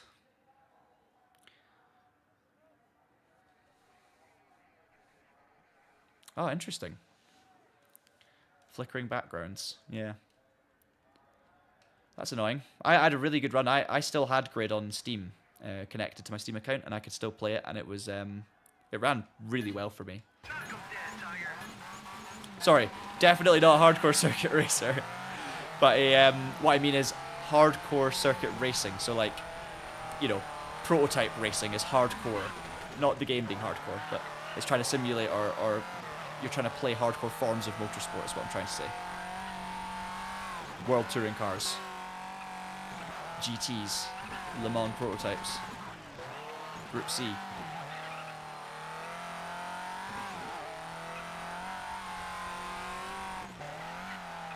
And the street circuits were mental. This has been... Oh, we're 4 seconds behind. I was about to say it's been a great first lap. I can't even see the AI. It's because they're 4 seconds ahead of me. Wow. Well, let's not put it on two wheels, John.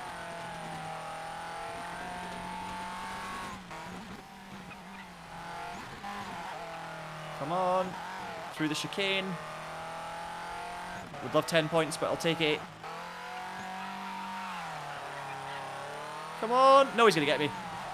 Oh, it's so close. Ah, yeah, this difficulty level's great. I was complaining earlier. I take it back. It gets harder.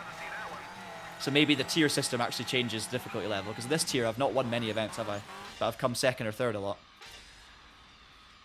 Maybe in the Evo with some setup changes we would have won that one, but very, very close. New PB as well. It's fine, I'll take it. Ah, interesting, yeah. Traction control turns your tires into glue. For a couple more events. Wicked. That is interesting, because that what I was saying earlier about it feels like wind effect when you hit the brakes and it's like the wind is slowing the car down. I wonder if it's similar. So like the traction control being like sticky tires, it's things you have to do, I guess, to simplify things and make it work. But yeah, that's interesting. And I don't know if that's fact, right? You might know for sure, and I can't say, but yeah, McMurtry downforce a touring car. Quaife Cup. Yeah, we got to do the Quaife Cup. 2 stages. Oh my goodness, it's a 2-stage rally, guys. Our first 2-stage rally. Then we've got a rally raid around a new venue, and then we have Tier 4. I'll maybe do 1 Tier 4. Let's do that. Let's unlock Tier 4. I'll do 1 event, and we'll call it there. But we've got to do the Quaife Cup. You're right.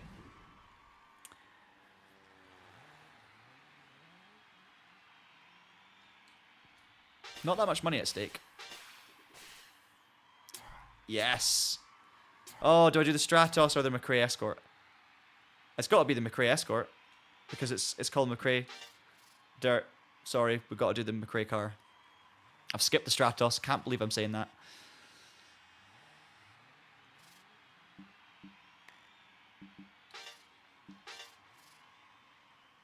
Yeah, the Elise might be there. Yes, choosing between children, I get it. Or like choosing between grandparents, maybe. That's kind of sad, isn't it? Escort and Stratos. I mean, these cars that I remember being 30 years old or 30-something years old are now like 55 years old. Crazy. All right. Our first 2-stage rally in a Ford Escort.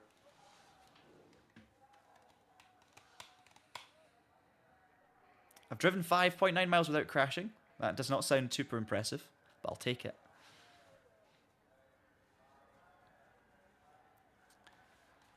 Yeah, 227 feet now for the longest jump. That's probably going to be the core buggy. And 76 feet on 2 wheels. Excellent stuff. We're only 8% through the career. So, I mean, I've been playing now for just about 3 hours. Probably 2.5 hours if you take into account all the breaks and the intro and stuff. So, and I'm not 10% through yet. This Escort model looks a little bit softer than some of the other cars, but it's rapid. Sensitive steering like any good Escort Mark II should have. Interesting colour in the sky as well. This visually is a bit different. This is Italy, right? I'm doing Rally Italy. It definitely feels like Sardinia. Oh my goodness, look at the narrow run through the trees. This is a very intense stage. Oh no. That's going to definitely cost me. Bear in mind it's a 2-stage rally as well, so every single mistake's going to matter. But I don't know how fast the AI are. I think they've gotten harder on this tier. And Malrog made a very good point. The difficulty level increases as you go up, so obviously you can choose the difficulty level within that. So it's not like I'm locked into the hardest difficulty level for the whole game. But the difficulty does increase as the game goes. So when I was complaining, or not complaining, but when I was saying earlier that I wish there was a harder difficulty level, here it is. I can't imagine what tier 10's like. But that's great. I mean, that's a great way to do a video game. So players can kind of get used to the game on a certain difficulty level, try and stick with it as the game gets harder, and obviously there's always an option to make it easier if you need to, but it's going to cost, you're not going to get as much prize money.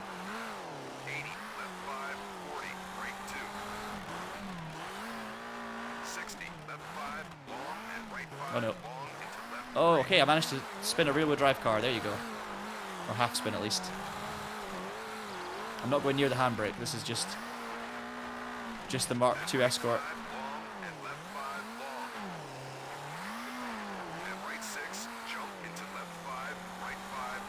Much better through the flowy section at the start. Oh, don't hit a rock.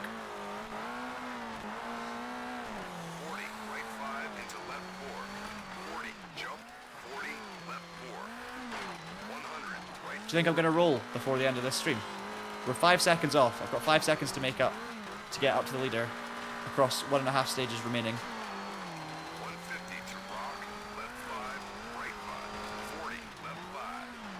Ooh, that was sketchy.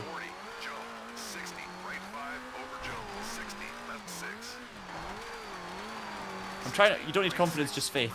I was trying to read the comment, but that's the problem with reading comments on this stage. I knew as soon as I look away. Oh, that's it. Reset vehicle. I've got damage as well. Might actually, for the first time, have to repair my car. But that's going to cost us obviously a lot of time, so I think we're going to be very much out of our depth difficulty-wise in this rally.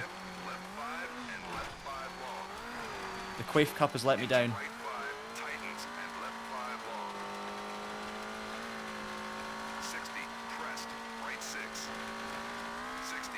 Okay, the reset didn't cost us much, let's be honest. We're 9 seconds off. It's not quite like modern rally games with penalties, which is good. Keeps it competitive, snappy. I literally cannot even take my eyes off to read any comments on this stage because the car's veering to the left and there's just no margin for any error. Yeah, no shakedown, that's it. But basically I've just proven the both of you wrong, right? I've gone in with no shakedown, I've gone in with faith and no confidence, and I've crashed twice and I'm last. So all I've done is proven that I'm wrong.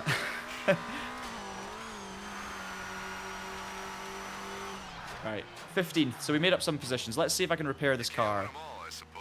And let's try and win stage 2, see if we can get some points. It started so well.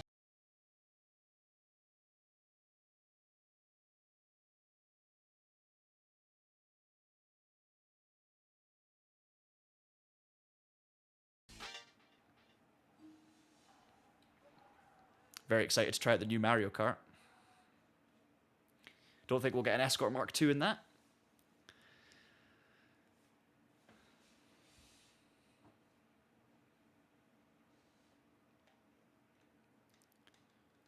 Let's see what the next stage is. Still no DNFs. That's untrue because I did have terminal damage, so I think that kind of counts as a DNF. I had to restart. Yeah, same. I wish the original Dirt games were on Steam as well, so that everyone could play all of them. It's a shame. Oh, no damage repairs. Oh no. Christian, you have too much confidence in me. This is not going to be good. I don't have to steer the car to get around left-handers. If I let go now, it just does it for me, look. 100, crest, jump, 80, left 4 into right 2 long. I've got no speed either, but we're not gonna get any points from this, I don't think. But we're gonna honor the Quaif Cup and get to the end.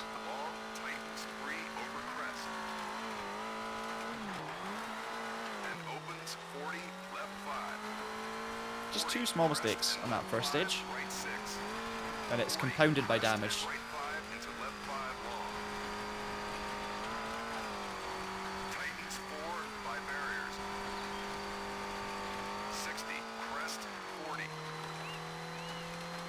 Even a second off and we're 7th.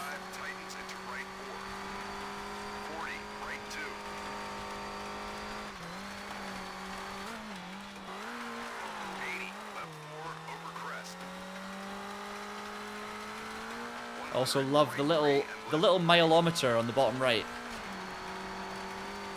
Love the way that it ticks over as you're driving and shows how many miles you've done in each car. Nice little touch.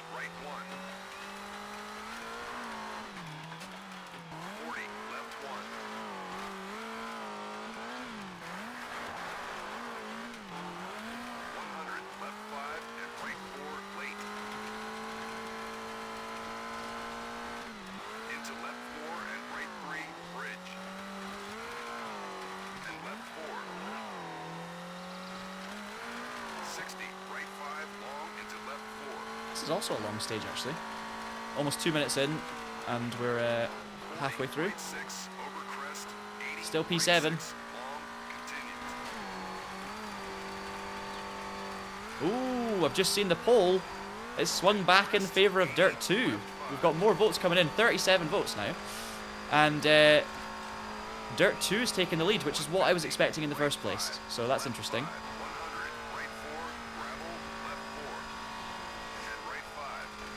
Flat through here.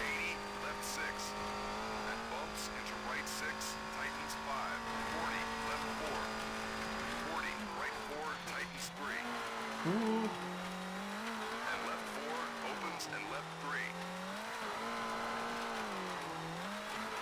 And right 3 into left 4, very long.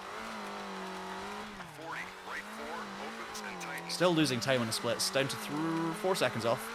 Now down to 13th, so yeah, I mean, even on this stage alone, I'm just nowhere near points. So it's just going to be, we're just getting to the end for honour. We want to keep our thing. Oh, I think, is Marog leaving? 40, right 5. I've not been able to read. Oh, I got a dash. Hey, thanks so much for joining us. And thanks for all your work on these games. It's great to hear from someone who works at Codemasters and worked on all of these games and enjoys them and clearly is passionate about them. So much appreciate you joining the stream. Thanks for you also for all your comments and engagement. And best of luck with all your future projects. It's been great. Have a good weekend. 80, right 2.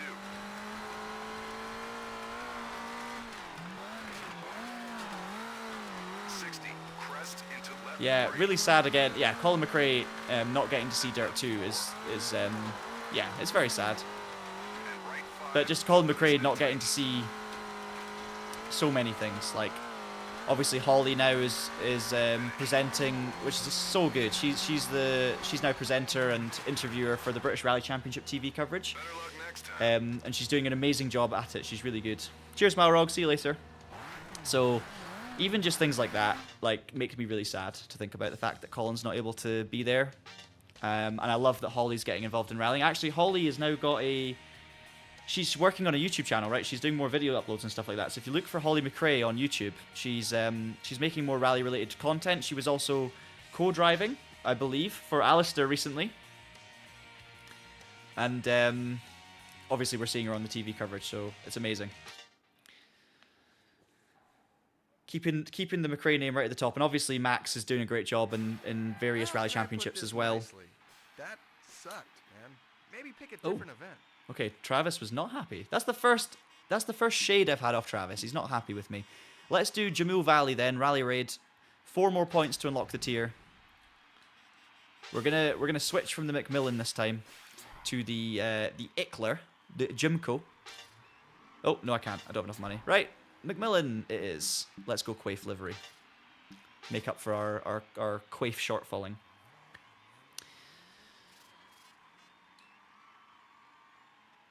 We just need to get to the next tier.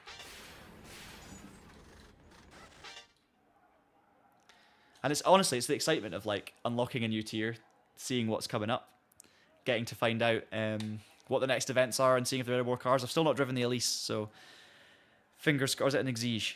I think it might be an Exige. But fingers crossed one of the events that we unlock in the next one has that car. And we'll do that. I actually need to get 4 points first. So that's the challenge for here. Ooh. Yeah, tempting. You should, though. But it depends on how much. Only winners in this car. Let's race. See the sparks coming off there. And left 4 over crest and right 4. 100 and left 4. Right, I'm going to have to listen to Christian here because he's going to tell me where to go. New venue for the rally raids. Right 3. 100. Oh, we've got proximity arrows as well, which I haven't really thought about until now. But look, red proximity arrows like modern F1 games and all sorts of Codemasters games over the years and other games now as well. 150. All right, P3, that's fine. Let's try and win this one. But if we come first or second, we'll be okay. 2. Oh, that's an overtake. No. Okay. Bit of a dramatic switch of positions there, but we survived. Into left 2. 100. Sneak down the inside. Come on. Right 4, left 4, right 4. Oh, good move. This is good racing, actually. Like they do kind of I do slow up in annoying places sometimes, but the racing can be pretty fun, especially in these sorts of races where, you know, every move does actually count. And yeah, Into right 2. that's what Dirt 5 have tried to do, of course. 4, right If you've played that 3, game. Left 3. And right 4. And also, I'm thinking about this. The people that have voted for Dirt 4 or Dirt 5, bear in mind, like, for a lot of people, Dirt 4 or even just Dirt 5 will be the only rally related game of these that they've actually played, right? So like anyone who, you know, who's fairly young and getting into racing games in the last 4 or 5 years, Dirt 5 may well be the only Dirt game they've ever experienced. And Dirt 5 actually, I think Dirt 5 was one of the Dirt 5 review may be the first video ever on the Traction channel. It was my first ever video game review, and I just played it and wrote about what I thought of it and made a video. And I liked it. Like, it misses some of the magic from the earlier Dirt games, but and it's, you know, you cannot compare it to Dirt 1, 2, 3 in terms of how good it is from a nostalgic point of view, but it's beautiful. The visuals are amazing. The variety's great. It just misses something. It doesn't feel like a Dirt game. It feels like someone trying to do a Dirt game. 80, left 3 into right 3 and right 2. 60, left 3 and right 3 opens. 150. Come on. Crest, time point, right 5. And Yes. left 4 over crest, Oh, 2 laps. right What? 4. Oh no. I honestly thought the race was over. And left 4. Yeah, so the races are getting a little bit longer now. And right 3 and right 3. Oh, 100. John, left you idiot. 5, 40, left 2. Lost the lead. Where's that massive jump? Into right 3 and crest and long crest. 150. Oh wow, the gearing in this, the ratios really need sorted. Here's the big jump. Crest 80, right 2. Okay, it wasn't that big that time. Whoa, hang on. Straight into a rock. No, come on. I've got a broken front left wheel as well. I need 4 points. Look at the front left wheel. So I've gone straight into a rock off the jump, and it's literally stopped me dead. I've got no power, Left 2. 100. and I've got a broken front suspension. Come on. Right 4. I just need to survive. I need to block. Defend for my life. 60. I think P3's enough, Right 1. but I can't afford P4, so I'd rather just be safe. And left 2 long. Go! It won't accelerate. That's me flat out in second gear. And the engine's red. I've got no cooling. I'm so close to the end of the race. 60. Left 4, right 3, left 3. Come on! I may need a push over the line here. Please don't blow up on me, engine. Please don't blow up on me. Right 2, left 2.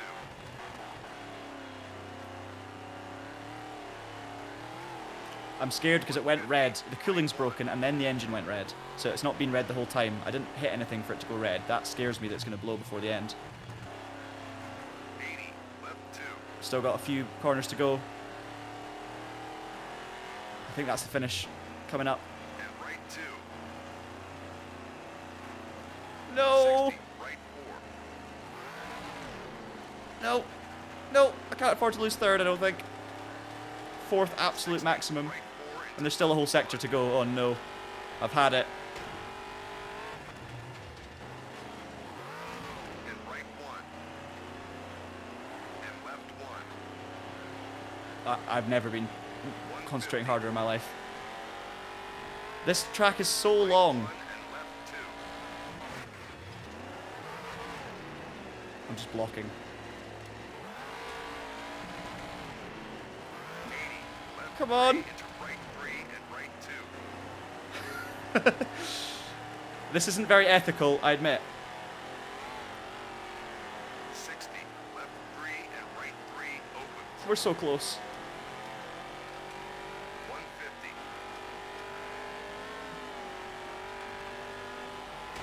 Crest This is what I used to do as a kid. Try to complete an event. You block for your life. Yes! P3. We deserve that place. Oh, Nice driving. we got lucky. We got lucky.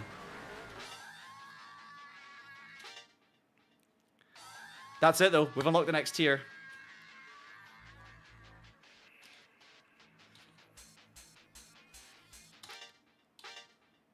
I've absolutely yeah, it was Ricardo at Monaco with no gears, no power. Had to. That was painful. I had to just block my way through. Like it? Love it. But look, We're in the next tier. It's all good.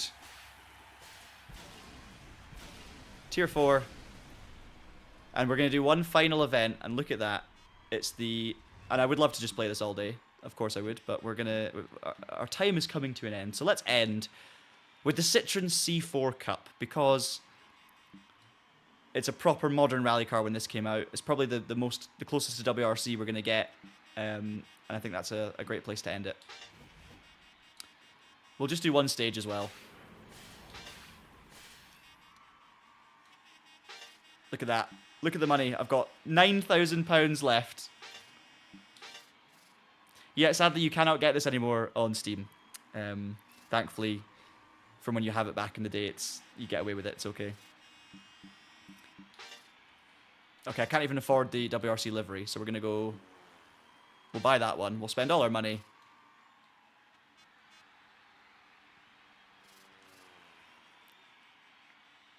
Yeah, sadly you can no longer get it. But there obviously you can find ways to play it, but it's you just got to do, you got to just look into that, and it's a bit of a pain.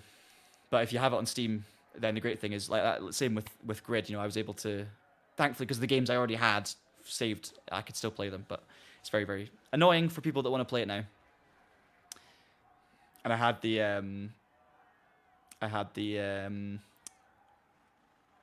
what do you call it? I've got the old disc for it as well, the old PC. Oh no, the game's crashed. Why is the game crashed now? We're so close. One final stage in the C4 and it's crashed. We'll get there. We'll do it.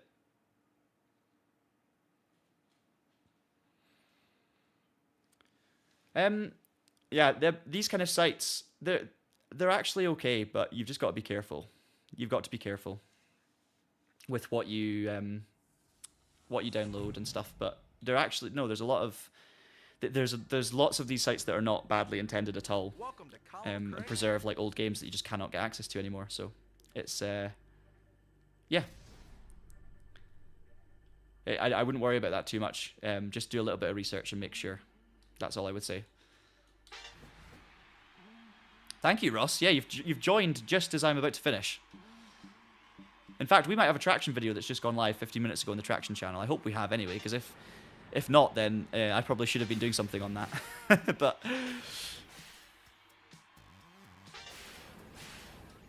right, let's get this final stage then. One last stage in the Citroen C4 WRC spec, but this was a concept apparently.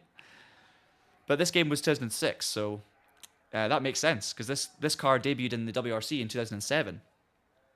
So really cool that we've got this car in the game. Yeah, very careful with this game in CDs, because there is like, was it Star Force DRM that's really sketchy, and it can mess up things from what I've read. So be really careful. Right, here we go. WRC spec, I'm assuming. Citroen C4. Japanese stage. Harder tier. Let's see if we can win this last stage of the stream. It's been really enjoyable. Thank you so much to all of you for joining me for this. I've had a blast. Revisiting the original Colin McRae DiRT. Plays really well today. Obviously a different sort of game to what you get nowadays, so you've got to be okay with a certain style of handling, and obviously the urine filter and all those kind of things, but just a really fun game. Great UI, great menus, a nice little career progression system that's enjoyable but not too intimidating or overwhelming. It doesn't get super grindy because the events are kept relatively short. It might get more grindy towards the end.